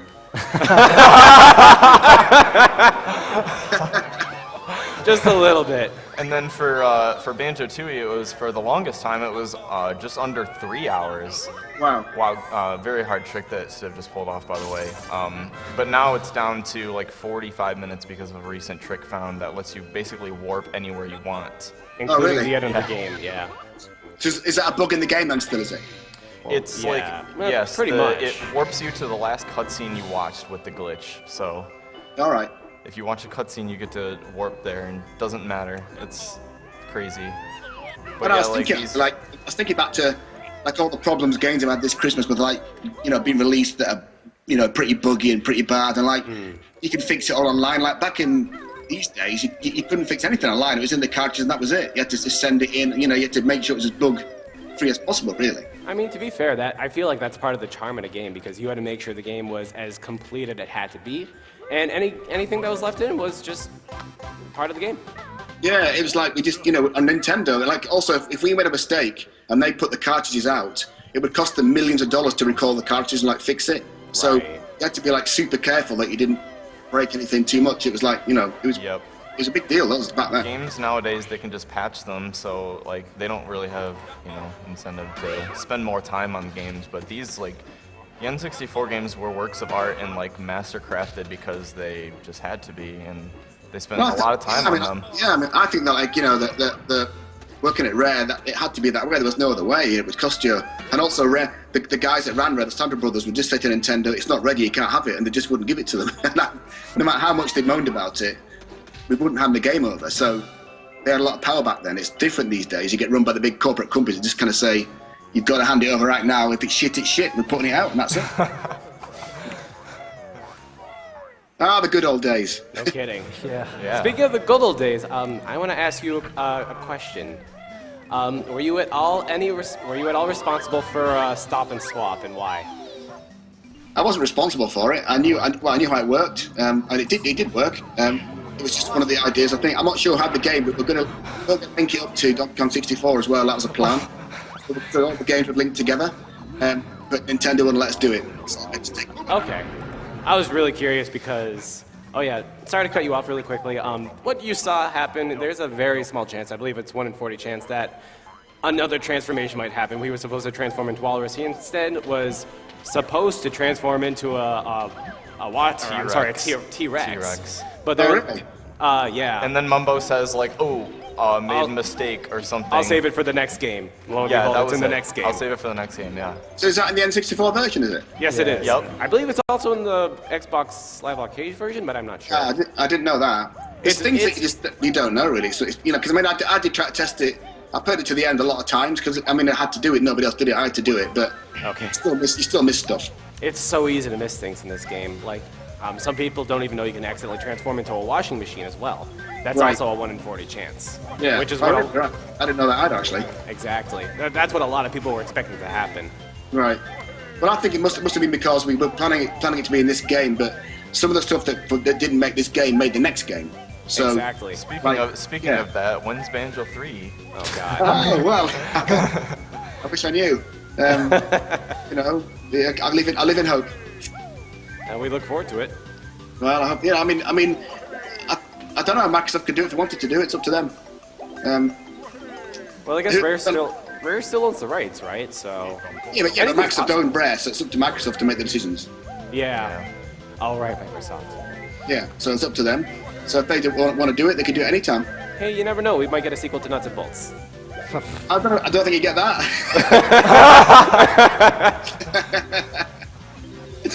It's funny that game, because like my son and his friends absolutely love it to death, right? But they didn't have that kind of heritage of playing the first two games, so they just like love it and play it. When my son's friends come to the house, they want to play that game more than anything because they like the building thing. It's a bit Minecrafty, it's like they really like it. But I think for the hardened kind of Banjo Kazooie fan, it just didn't match up to the first two games. I think It just felt different. Right. Yeah, it would probably be better if it was different characters, not Banjo Kazooie. An interesting mindset, though. Yeah, as I say, it's bizarre that when you get young kids, they don't care what's cool and what's hip. They just know what they like. Exactly. So all these friends loved that. In fact, all his friends bought a 360 to play that game, which was bizarre. And I was like really surprised at that. But it's because I wanted a game like the first two games, but it just wasn't to be. That's very interesting. Yeah. But you don't know. I mean, I think that Hat in Time or Love of Destroyer look like there could be something like it. Exactly. Keep an eye on those two. Yeah, I'm sure they'll come around eventually. Well, I guess it's just, it just comes down to numbers. If they think they can make money out of it, they'll make it. That's what it comes down to. That's true, and platformers aren't very unpopular. Or platformers aren't very popular right now. Yeah, it's weird 'cause I think that we all thought that kind of genre was dead. That's why I think we didn't make a Banjo 3. We all thought it was just gonna die. Right. And also, I think we thought that with the GameCube not doing so well, we really thought Nintendo would just give up making consoles and just be like Sega, and that's what we thought was going to happen. I see. Interesting. So who'd have known that we would come along? We had no idea, That's very interesting. That's the first time I've heard of something like that, too. Yeah, we just thought that because the GameCube didn't do so well, and we just thought Nintendo may stop making consoles because they'll lose money. Right. I guess... Comes out. I know it's not directly related to Banjo Kazooie, but I guess that's one of the reasons I'm looking forward to another game you're composing, A Hat in Time. Yeah, I've only done a little bit for that because they have another composer doing the most of that. I just did a couple of guest tracks. I did the main theme and the spaceship hub theme. So I haven't had that much to do with that. Just kind of they hired me to do those two kind of pieces. Another guy does the rest of it. Do you think it'll... Okay, I can't ask that kind of question. Hopefully we'll be able to play it by the next AGDQ. You never know.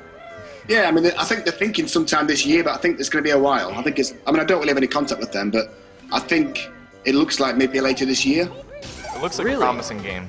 Yeah, they can get it together, but I think they've not got a great big team, so it's hard work for them. Right. I mean, most indie developers have that kind of issue, but I really look forward to that game. Yeah, no, it looks cool. I think they've got the right kind of mantra about what they want to do with it, so, let's hope it does well. Well, we'll see when it comes out. Maybe we'll hear from you next year. Twice. You never know. Do you have any questions? Well, I'm still here. I'm still alive. Maybe you can come down and visit next year. Where are you exactly? We are in Herndon, Virginia, I believe. Oh, it's freezing there. I'm in LA. Can't go to somewhere that's cold. But we're in Freezely Peak. Exactly. I've been in LA 2 years. I've gone completely soft. When it's in the 50s, I'm freezing. I understand. So I'm sorry. I just can't. And especially I'm so old now. I've probably got hypothermia. I understand totally. All right. Well, I'm going to leave you to it. I'm going to go. So good luck with the run. I hope it all goes well and you raise tons of cash. And I'll be here next year. All right. Perfect. Thank you very much. Thank you so much. No worries. I'm happy to do it. So good luck. Thank you. All right. See ya. See ya. Bye. Bye. Take care.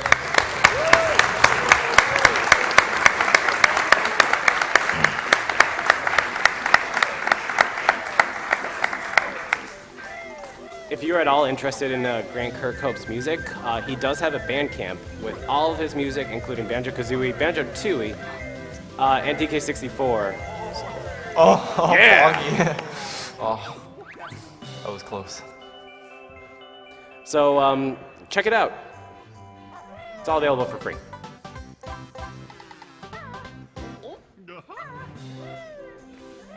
I'd like to thank Well, and now after that awesome Skype call we just had, we're just about done with for ZZ Peak. Well, we missed a lot. We missed rubber banding Wahays. We missed YOLO Star. we missed Well, he got Yellow YOLO Star, Star's which good he with got it. very nicely. We missed asking Stiv if he wanted to ask any questions. I'm sorry, Stiv. I asked him and he said no. Okay. And the last thing we're doing here before we leave this level is the Death Swim. We're not going to die here. We're just going to basically have a one-way trip all the way to the Honeycomb, and then we're in a Death Warp.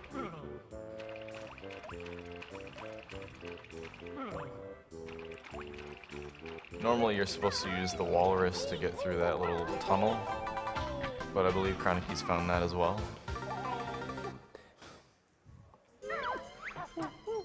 Thank you for your $200 donation. And Vidic, let's cure cancer.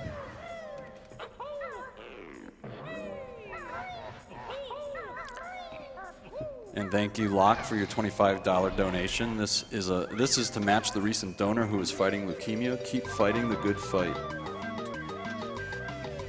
I imagine we missed a lot of donations, so if you want to keep going, by all means. Great. Thank you, Luke Short, for your $25 donation. Keep up the good work, all you hard-working runners.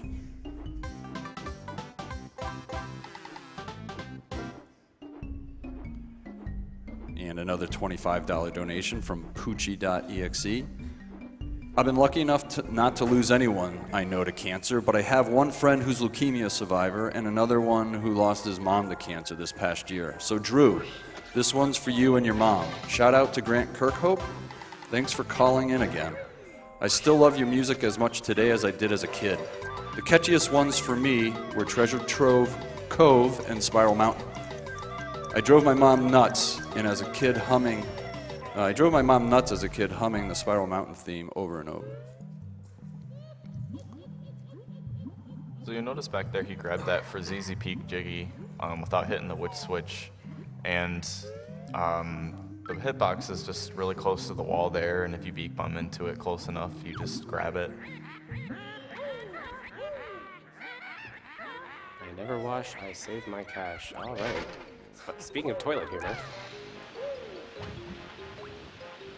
I haven't seen you get T-Rex in so long, and you got it. It's during like your a run. 1 in 80 chance or something. You got a washing machine in your other AGDQ run, right? I think so. Yeah, you did. yeah, that sounds familiar.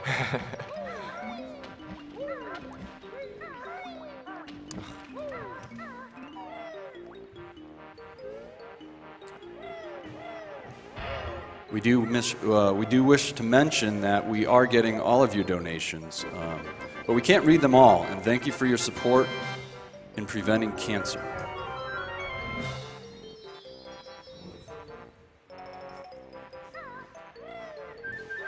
So this next level that we're going into, Rusty Bucket Bay, I'm sure strings a lot of nightmares in a lot of people, particularly because of Engine Room. Oh, don't do that, don't do that. Don't do that. Guy.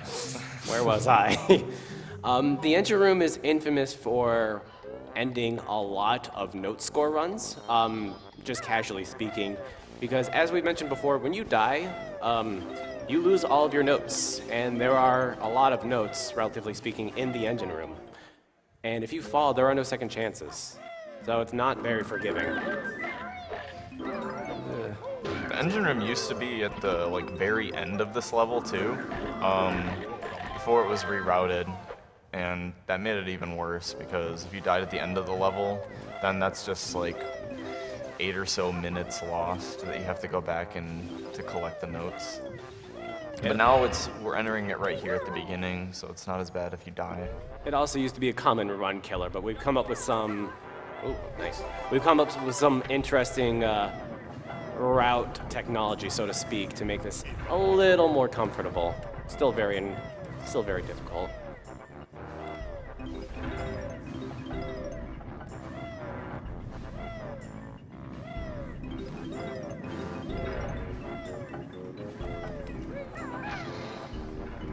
All right, here comes the hard part.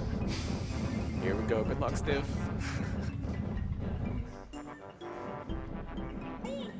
I'll let her do that. Don't do that. All right. Okay, there we go. Slight invincibility after you're hit. We take advantage of that. Still gotta do it one more time, though.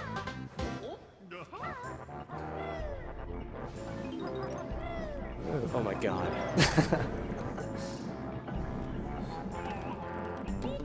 All right. That was the hard part. Good job. All he's gotta do is clip through a wall. That's easy.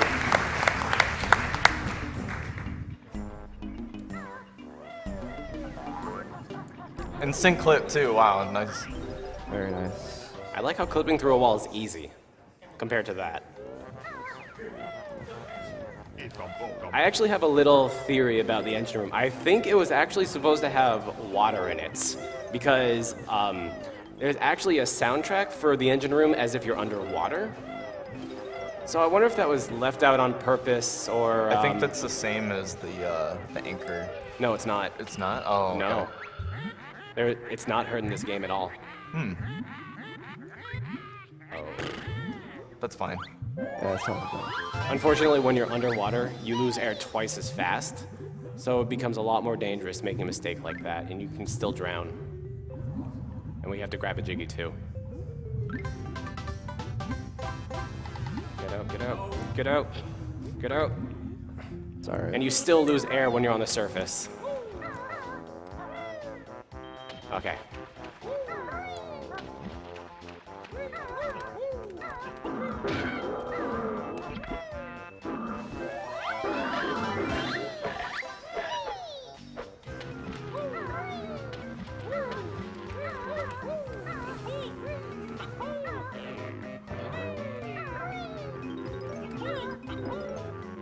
Thank you, Aleback, for your $20 donation. My mother's life was likely saved thanks to early detection, so I'm happy to throw down some money for AGDQ.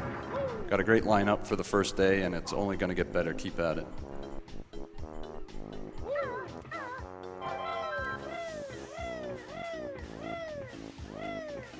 Jump over here for the witch switch, and then we're gonna go in that giant hole you saw before blowing up for the boombox boss for a quick jiggy. Anyone who's played this game before, you know that this enemy splits up 100 times or something like that, exaggerating obviously. If you just hit him with an egg, oh. What? Wait, what? You didn't grab the jiggy yet. There we go. Okay, now no more will spawn. Unfortunately, he went in with very few eggs, so he couldn't do that I didn't even realize. optimally.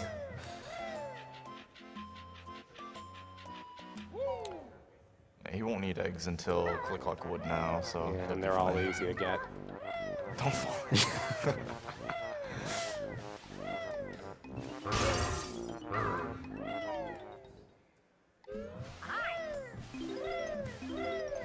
Oh, and this is the point in the game where the enemies start doing 2 damage as well. So that makes it very difficult health-wise Not to all of them manage do everything. too. Well, it's mostly just anything that spawns from a wall, I believe. Well, don't the no, those only sailors do do one. 2? The sailors? No, they Oh, I only do thought one. they do 2. There's a lot more wall enemies, though. So that might be that.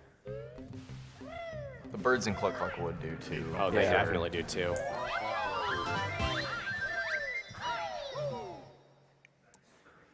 Thank you, Kevin10, for your $50 donation. Donating this for a friend who was hit by cancer in 2014. Had to donate during one of my favorite games ever. Keep doing what you're doing, guys. It's for a great cause. Ugh. Like that. So we need some health. Not worth the risk.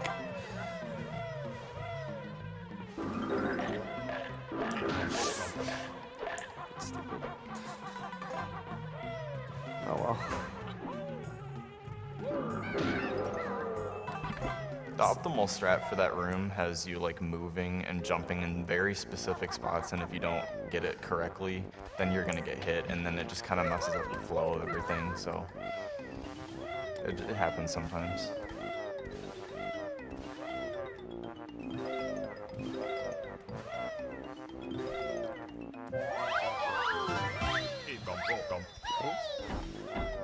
Now we have everyone's favorite trick, If he decides to go for it. lifeboat jump.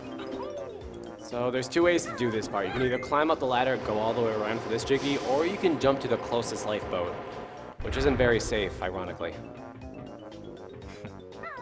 Oh, Shoot. That's interesting. That was early. Oh, no, it wasn't. Okay. oh. You can Barely still get made it. Good Very job. nice.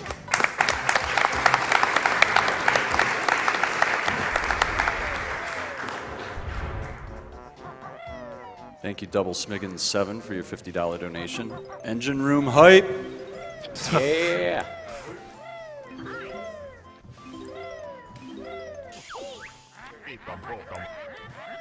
And Dave10 for your $20 donation. My mom went into remission early last month due to catching her cancer very early in stage 1. Thanks for all you guys doing what you're doing for the Prevent Cancer Foundation. Nice.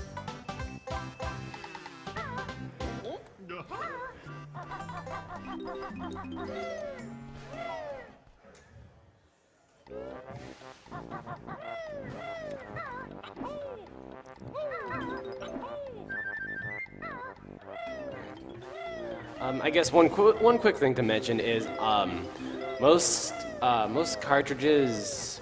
How to explain it is stop and swap is a very peculiar mechanic in this game. I mentioned it briefly when I was talking to Grant Kirkhope.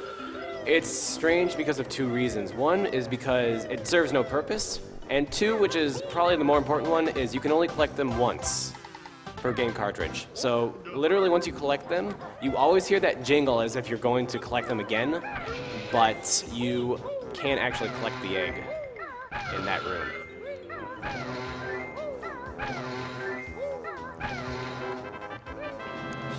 It was designed off of the N64's ability to read RAM from like the previous like 3 seconds or something like that, and then they realize, oh wait, we can't really do this. It's not really feasible. They wanted you to put in Banjo Kazooie, have all the stuff collected, and then swap it to Banjo Tooie really fast, and then that doesn't really work realistically. I think they did something to the hardware and it changed it. So.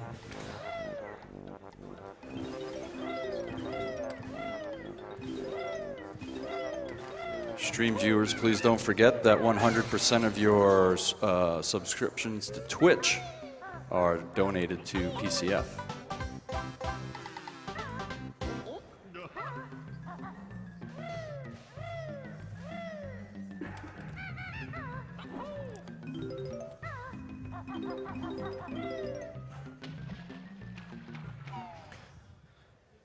So we're almost through Rusty Bucket Bay. The only things we have to do left is free that little dolphin. You may have seen at the bottom of the screen, there's an anchor holding him down. Poor Snorkel is stuck under an anchor, so we have to free him, which is on the other side of this room where all the grilled champas are. So we're just gonna run past them, because that's faster. And we're gonna stomp the switch, we're gonna free Snorkel, and even though it completely tears through his body, he's actually safe.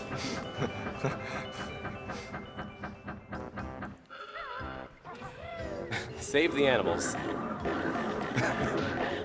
That actually was on purpose. He wants to be at around 3 health for this. Ideally 1, but that's a lot more dangerous. He's gonna try to collect this Jinjo Jiggy up here and cancel the animation. And this game has a weird mechanic where if you jump onto a Jiggy, like from the water without touching the ground or without performing an action, you skip the dance, which he didn't get it, but it's just a really weird and annoying trick. And unfortunately, this is what the full jingle looks like if you forgot from all the way from the first level.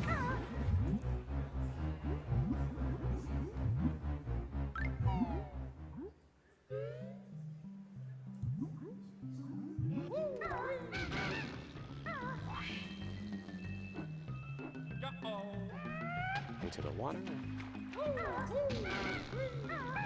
This is the last thing we have to collect in this room, just a simple empty honeycomb piece. And we're actually going to get hit here deliberately and lose 2 health, bring us down to 1. Grab this piece and then stomp for our last health.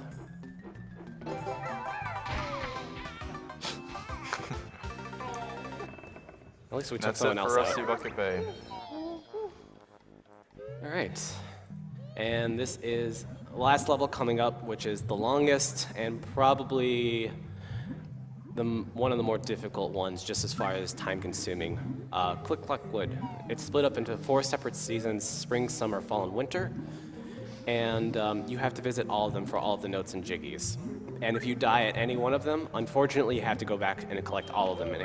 And it is a very long level. Great music, though.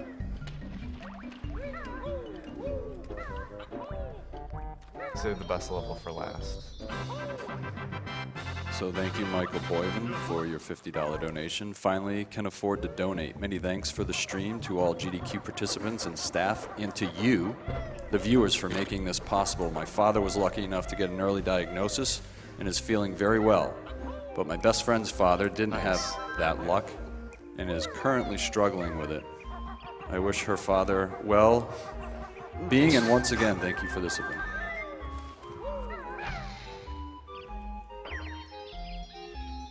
So right there's a little part of the edge of the leaf that you can get onto with the backflip, and if you mash A while he's on there, it can kind of boost you up, and you can get onto the leaf there, and that saves like maybe 12 or 10 seconds from climbing up the other side.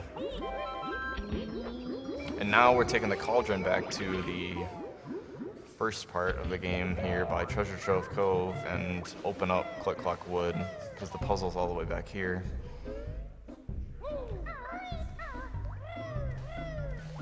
Before we do that, though, we actually have to grab this Jiggy from all the way back when we hit that witch switch in Clanker's Cavern.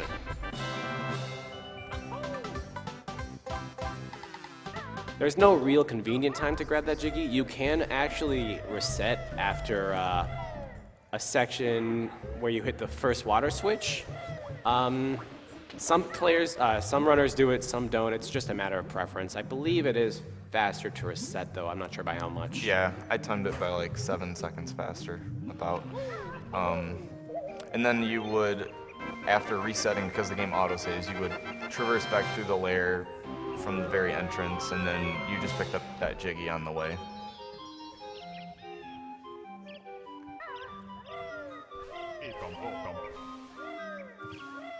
Thank you for your $100 donation, DC6. As a cancer survivor, many thanks go out to the SDA, SRL, and the AGDQ 2015 participants for supporting such an important cause. This year's AGDQ has been such a great Oh, that guy, though. He got in your way both times. What a jerk. Yeah. Take that.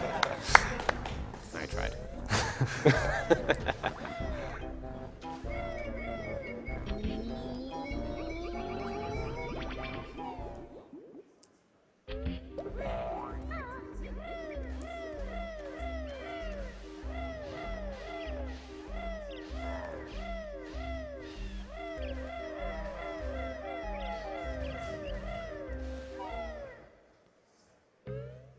Thank you, Uncle Tant, for your $50 donation. This is for my mom, who beat breast cancer twice, and in memory of Stuart Scott, who lost his battle with cancer earlier today.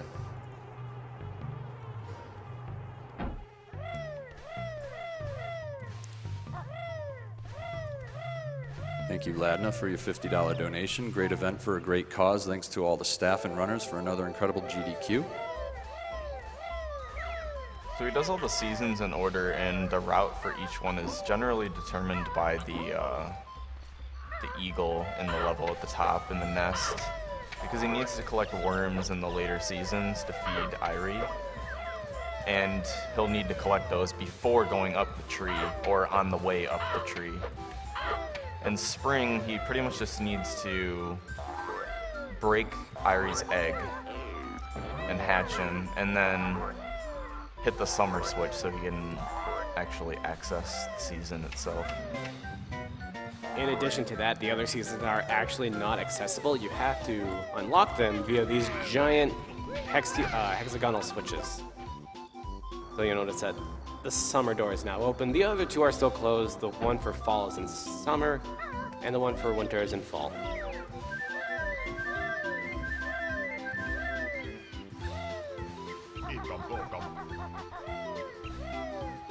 So little Eerie is having some trouble hatching his egg, so we're just gonna give him a little boost and completely crack the egg.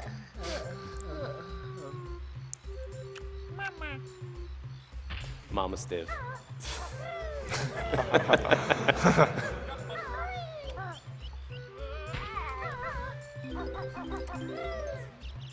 Thank you for your $50 donation, hat-wearing gamer. I got up at 7 a.m. my time to see this. Great to see some more Banjo Kazooie being run at AGDQ. My grandfather died of cancer 10 years ago before I was born, and I never had a chance to know him. Keep it up, Stiv. Shout-outs to my friend Grand Star Yoshi, who's in the audience. Well, something else that wasn't mentioned earlier that Stiv used a few times was ground pound recoil. If you ground pound and then fall an extremely long distance, when Banjo is in the falling animation like that, you don't actually take damage, so you can fall as far as you want. And he used that on top of the snowman to get down to the bottom of Frizzy Peak quickly. I think it's used in Click Like Wood a couple of times too. Yeah, it is. Yeah.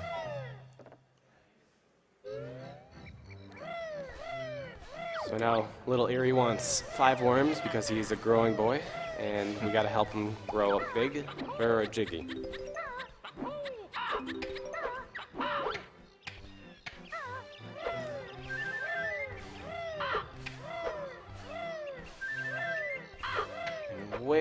And way back in Gobi's Valley, I mentioned that we had freed Gobi from his little prison and that he's forever in our debt. Well, we're going to take advantage of that now by stomping his back for some water and feed the flower. Magic water, thank you. saliva, really. Yeah, unfortunately, Kazooie's water eggs don't work too well. I was just thinking that. They gave him Ike's eggs in the next game, so that's something, I guess.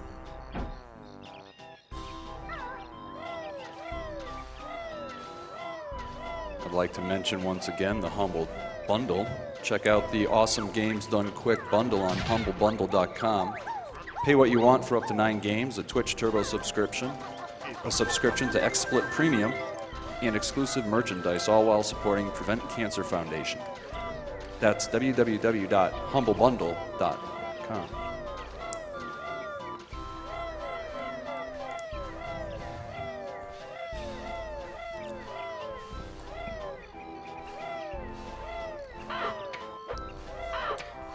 As we mentioned before, those birds deal 2 health instead of 1. So they are extremely dangerous to deal with. Not to mention they can also knock you off and then take additional damage. And more time.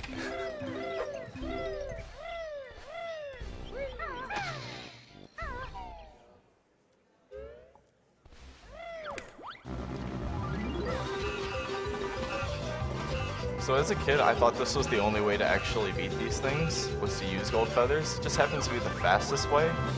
But you can actually rat-a-tat-rap them if you're out of gold feathers to kill them. It's funny because I did that. I always thought you just needed gold feathers. Probably wasn't good enough as a kid to like actually accurately hit them. with I the never move. said I was good as a kid. That's true.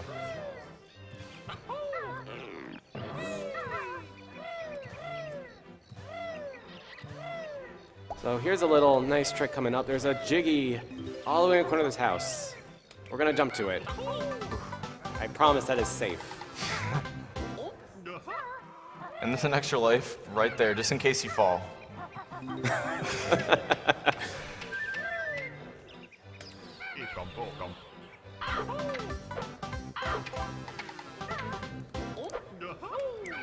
And for some reason, those birds are the only enemy in the game to create a cutscene when you kill them, and it only happens once.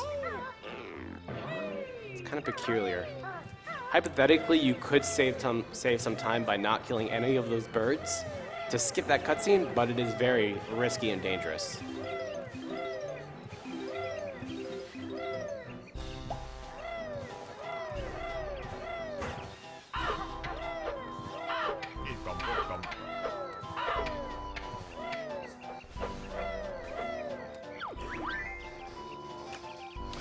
That's pretty much it for summer. Just gonna get one more worm and Mumbo token in the Jinjo. And then we're off to fall.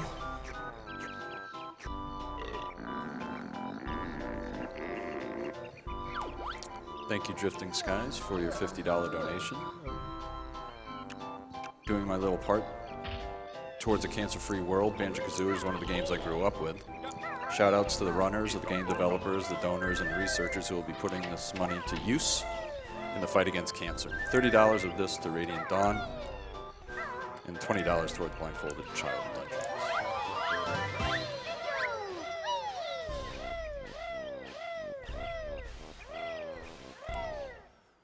Thank you, Jeffrey Harrison, for your $100 donation. Keep up the great work, guys, and since it's never too early to ensure optimized runs, kill the animals.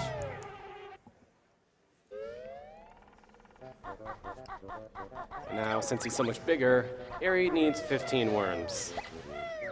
I'm sorry, 10. 10. 10, yeah. 10. I'm terrible at math.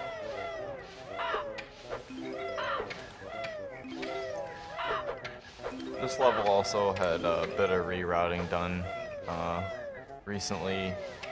There was a clip that Chronicies found probably 2 years ago that no one thought was useful, and it's used by the flower to just clip through the ground and you void out. And what that does is it brings you to the entrance of the level with all of your notes and Jinjos. So you like sort of die, go back to the beginning of the level, but you have everything. So that makes for like a convenient like sort of death warp. And it saves around 20 seconds to do that. You'll see it at the end of fall. It's pretty much the exception to the rule of if you die, you lose everything. Right. Although, funny funny situation is if you actually have 0 lives, which we don't right now, so we don't have to worry about it, but if you have 0 lives, instead of warping back to the beginning of the level, you actually game over. It's kind of a strange exception.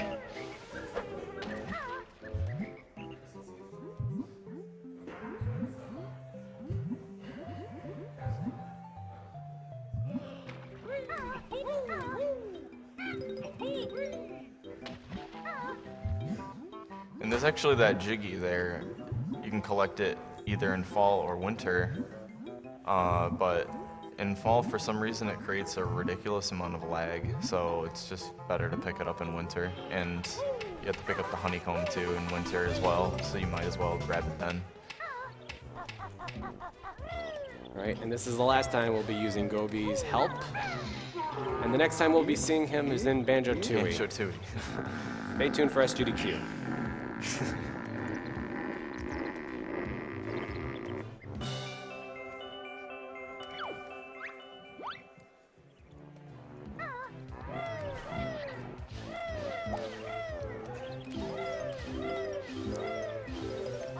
I'd like to remind everyone that one of our sponsors, Tiny Build Games, is an indie developer morphed into an indie publisher. They partner with indies across the world to help better their games as well as develop their own games. Check them out at www.tinybuild.com and check out their game Speedrunners, which is also available in the AGDQ 2015 Humble Bundle.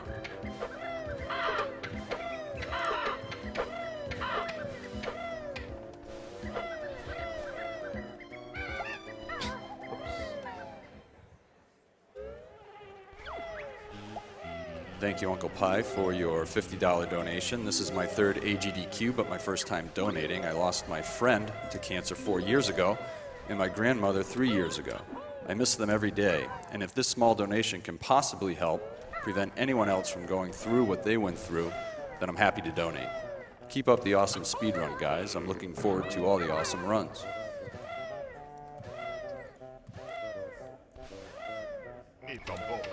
Now, if you don't want to do that jump in summer where you jump to the Jiggy, it's there in fall if you want to collect it. It's just a little bit slower.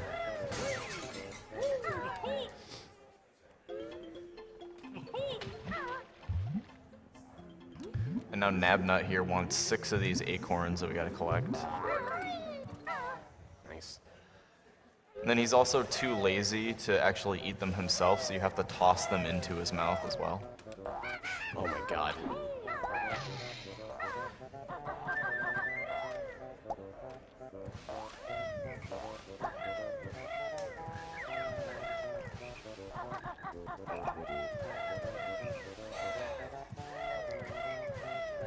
I'd like to remind everybody that we're here for the benefit of the Prevent Cancer Foundation, which is the only nonprofit in the United States that is solely focused on cancer prevention and early detection. Bear punch. Nice bear punch. It is being brought to you by Games Done Quick.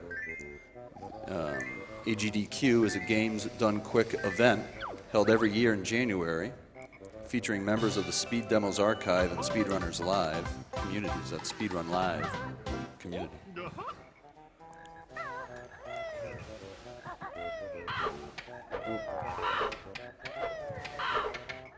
Those angled surfaces, actually you can't use Telentrod on. After about a second, he would just fall off of those. So he has to time those pretty well in order to not to fall. Fortunately, that worked out. For some reason, this area to the right of Erie causes an obscene amount of lag, so we point the camera in the other direction.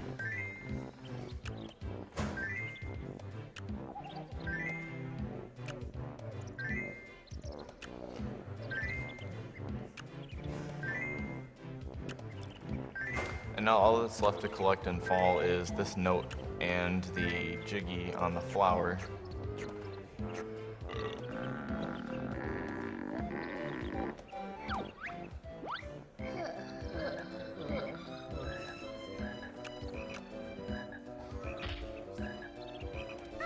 Thank you for your $20 donation, Amarok. my first of many donations for this marathon. My uncle is currently suffering from stomach cancer, and I don't know how much longer he'll be around. It hurts me to see him in such pain. And I know that together we can improve. Oops.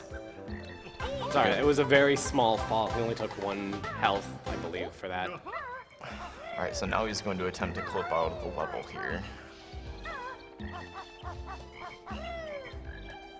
First Nice. try, wow, really fast.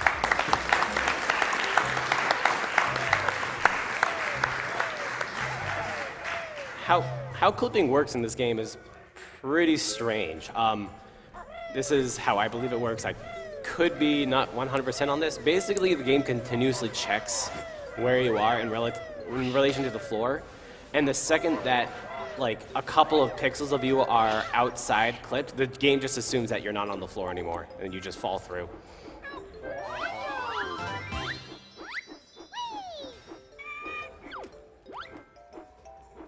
So now after all of those worms that we fed Irie, he finally gives us a Jiggy.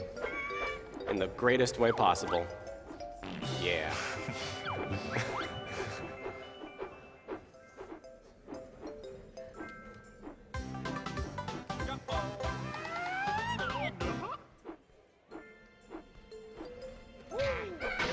Nice.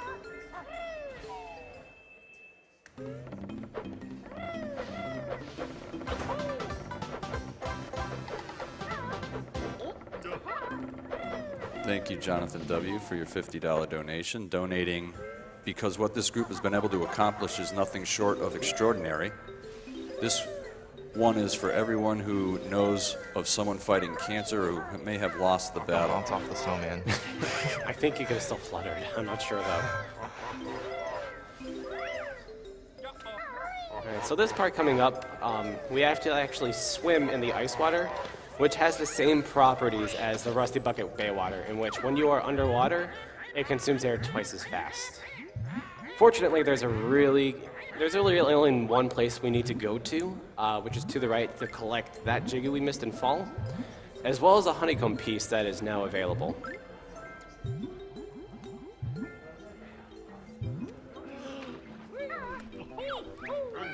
Oops. That being said, we're not gonna exit the same way we came from. We're gonna do what's called an ice clip, or Tomo clip, if you We want have nicknamed it to have a Tomo name clip. for it, I suppose. Basically, what we're going to do is literally clip through the floor of the ice. It's actually really easy, but it's still really scary because you can still lose runs to it. Yeah, as well, in the icy water there, you lose health, or air, sorry, just like in Rusty Bucket Bay, where you lose it twice as fast.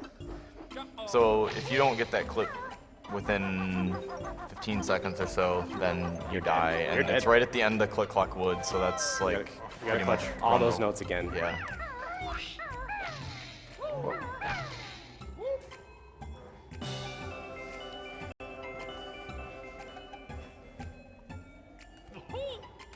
And let us all have a moment of silence for the runs lost. Hashtag never forget.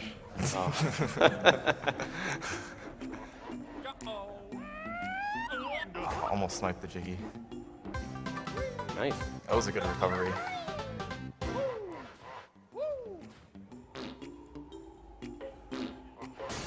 Nice.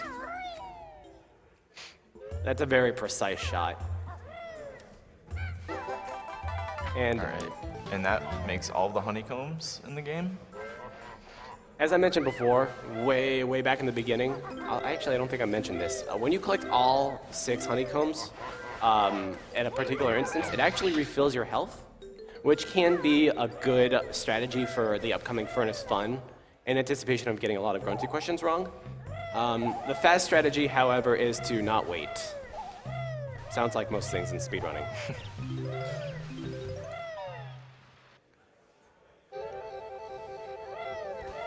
Now all that he's got left in Spring to do here is to grab the bee transformation and use it to get into the beehive for the Jinjo, and as well as the Jiggy on like the very, or the, the Jiggy we get in winter.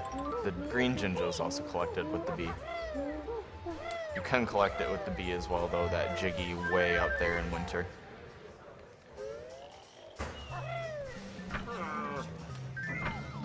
No washing machine this year. Darn.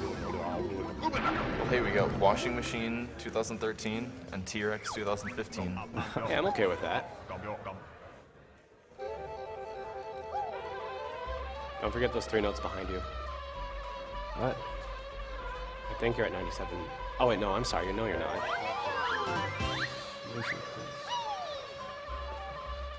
I should have refilled my health.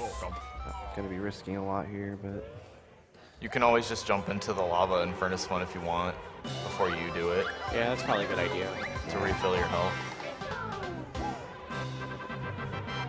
And then there's a very simple clip out of bounds, and we're done with Click Lock Wood. That was actually a very impressive final level.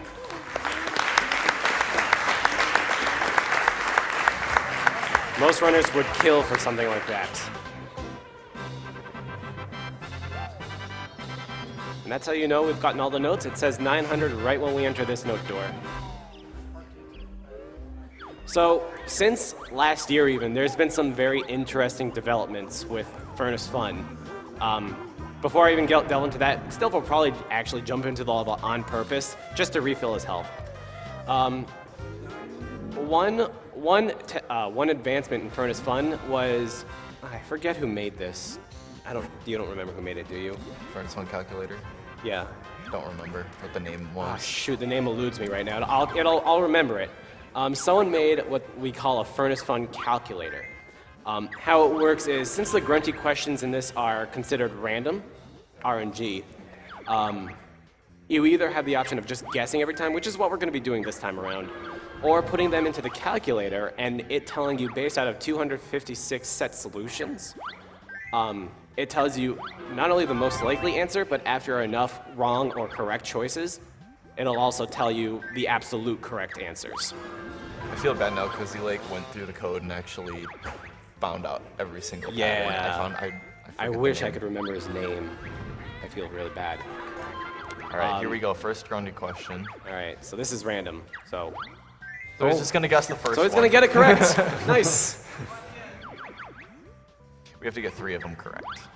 Another aspect of, while we advance through this, of the Furnace Fun calculator is it's actually become advantageous to talk to Brentilda, who normally would only give you 3 answers for all the 30 Gruntilda questions. But it turns out those 3 answers can reduce the solution set anywhere from as many as 30 to as low as 9 or 8.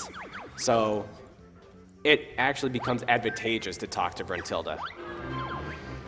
no. Oh my god. And this is why we use the calculator. We're just gonna deal with it. Nothing we can do. Nothing he could have done about that. He just had to guess. What did he guess for that? Belly barge. Belly barging, I Okay, believe, so yeah. we'll know that for, it's not that for... And it was smelly socks for the first Okay. one. We're gonna need a team for this. We're relying on you guys behind us.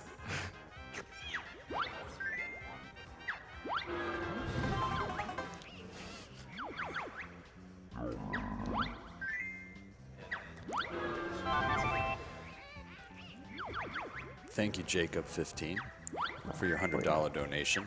24 years old, currently going to grad school and fighting esophageal cancer.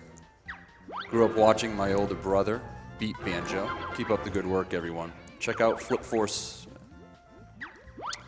to learn more about my fight to donate to more cancer guessing. treatment research. Engine Thanks, oil. Jacob.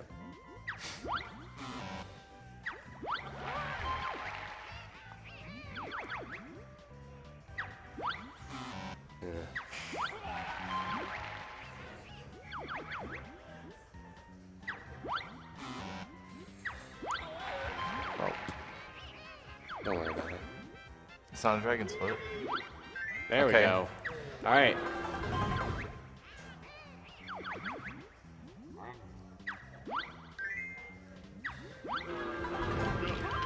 I did mention that there is another advancement in Furnace Fun. I'm actually waiting for a good opportunity to mention that, which I will mention later.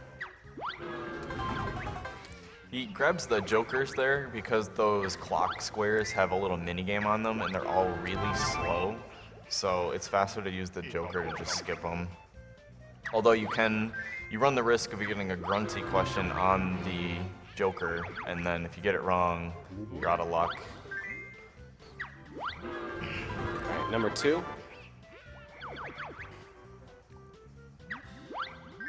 All right. All right, nice. We actually have one more, and this is a different route compared to last year. Instead of going right, we're going left for a very good reason.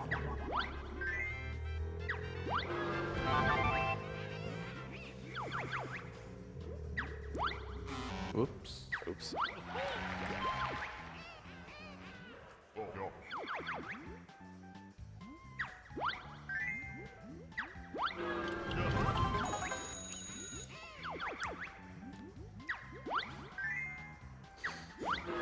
Thank you, Stephen Flanagan, for your $500 donation.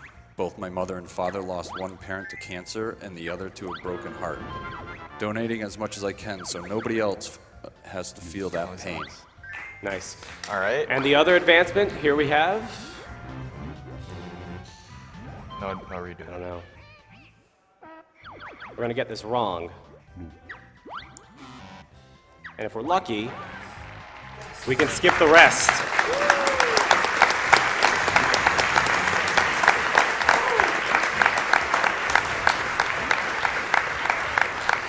That eliminates a huge part of the RNG, as well as skips the 6-minute fake credits.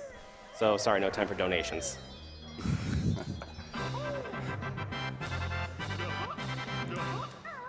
I was scared there. I You thought have that to was- be very, very close to the corner there, and I was a little scared that it wasn't going to work, but I'm glad it did.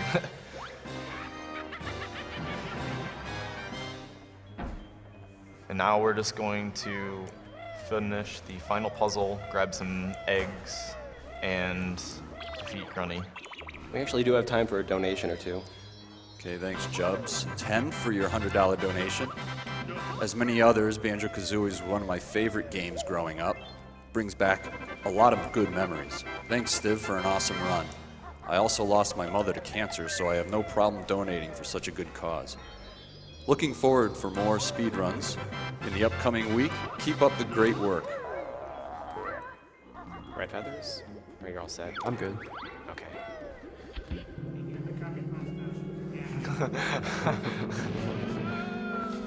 This final fight is very intense and very difficult and has 5 phases. 6 phases, I'm sorry. And some of them are a lot harder than others. This one, you kind of combine phases 1 and 2 into one.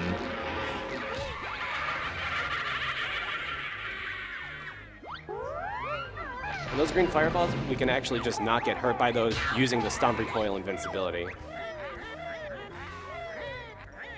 So now Grunty's just gonna fly around the 4 sides, and we're gonna snipe her with some more eggs. Oop.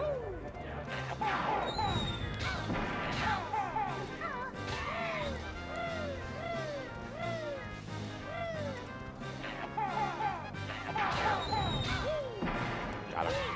Yep. One more fireball, and then we enter flight.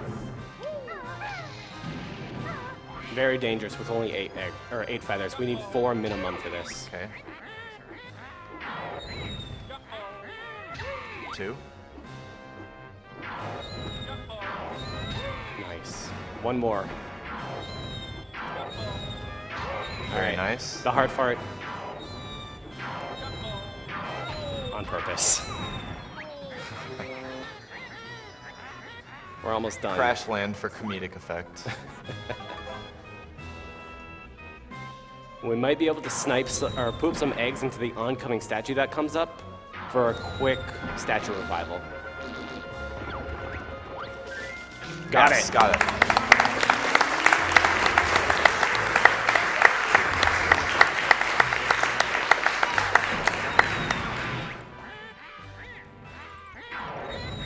Those fireballs she shoots are actually pseudo-homing, so he has to be careful not to move in a straight line or predictably, or else he'll get sniped.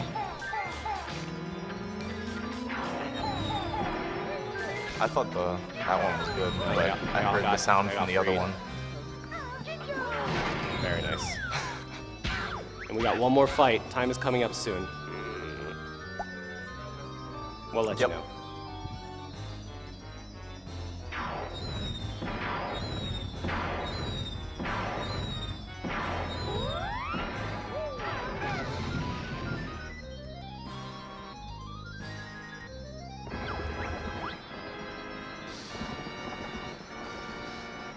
Congrats, dude.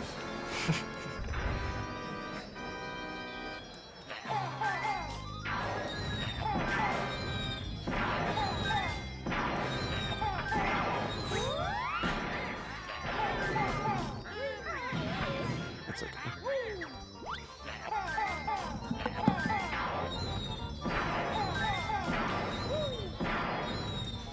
Time. Time.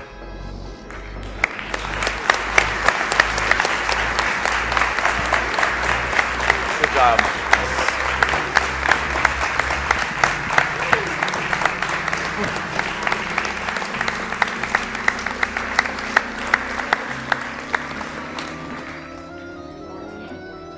That is an 2:14. amazing time. That's really That is good. an amazing time. Good job. Thank you.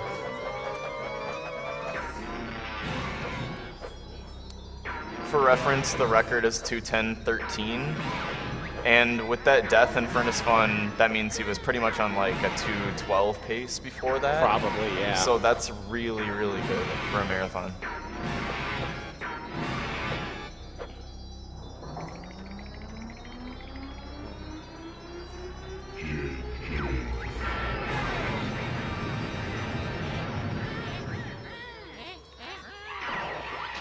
Good job, Steve. And with that, All Courtney right. plunges to her inevitable Banjo Tooie release.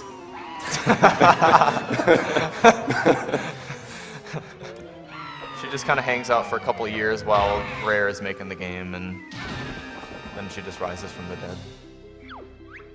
And that's it. That's Banjo Kazooie. That's it. All right. Next up, we got DKR. Which is Yeah, we gonna got be a DK, really awesome Tofu, run. Oxwas, and someone else. So It's gonna look be a forward really to that. cool run. It's a great race. Which is a good time to mention that in 2 races, Mario Kart Wii has a donation incentive to name the player, either Rosalina or Funky Kong.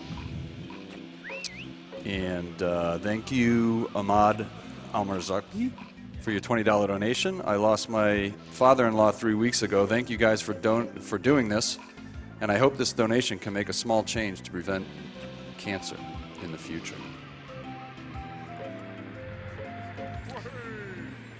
And on the switch over, I'd like to mention the Yeti once again. The Yeti is a t-shirt site featuring an awesome new design every 24 hours for a low price. The Yeti has partnered with us for AGDQ 2015, offering an array of shirts with $3 from every unit sold going to the Prevent Cancer Foundation. Check out the collection at www.theyeti.com/gamesdonequick.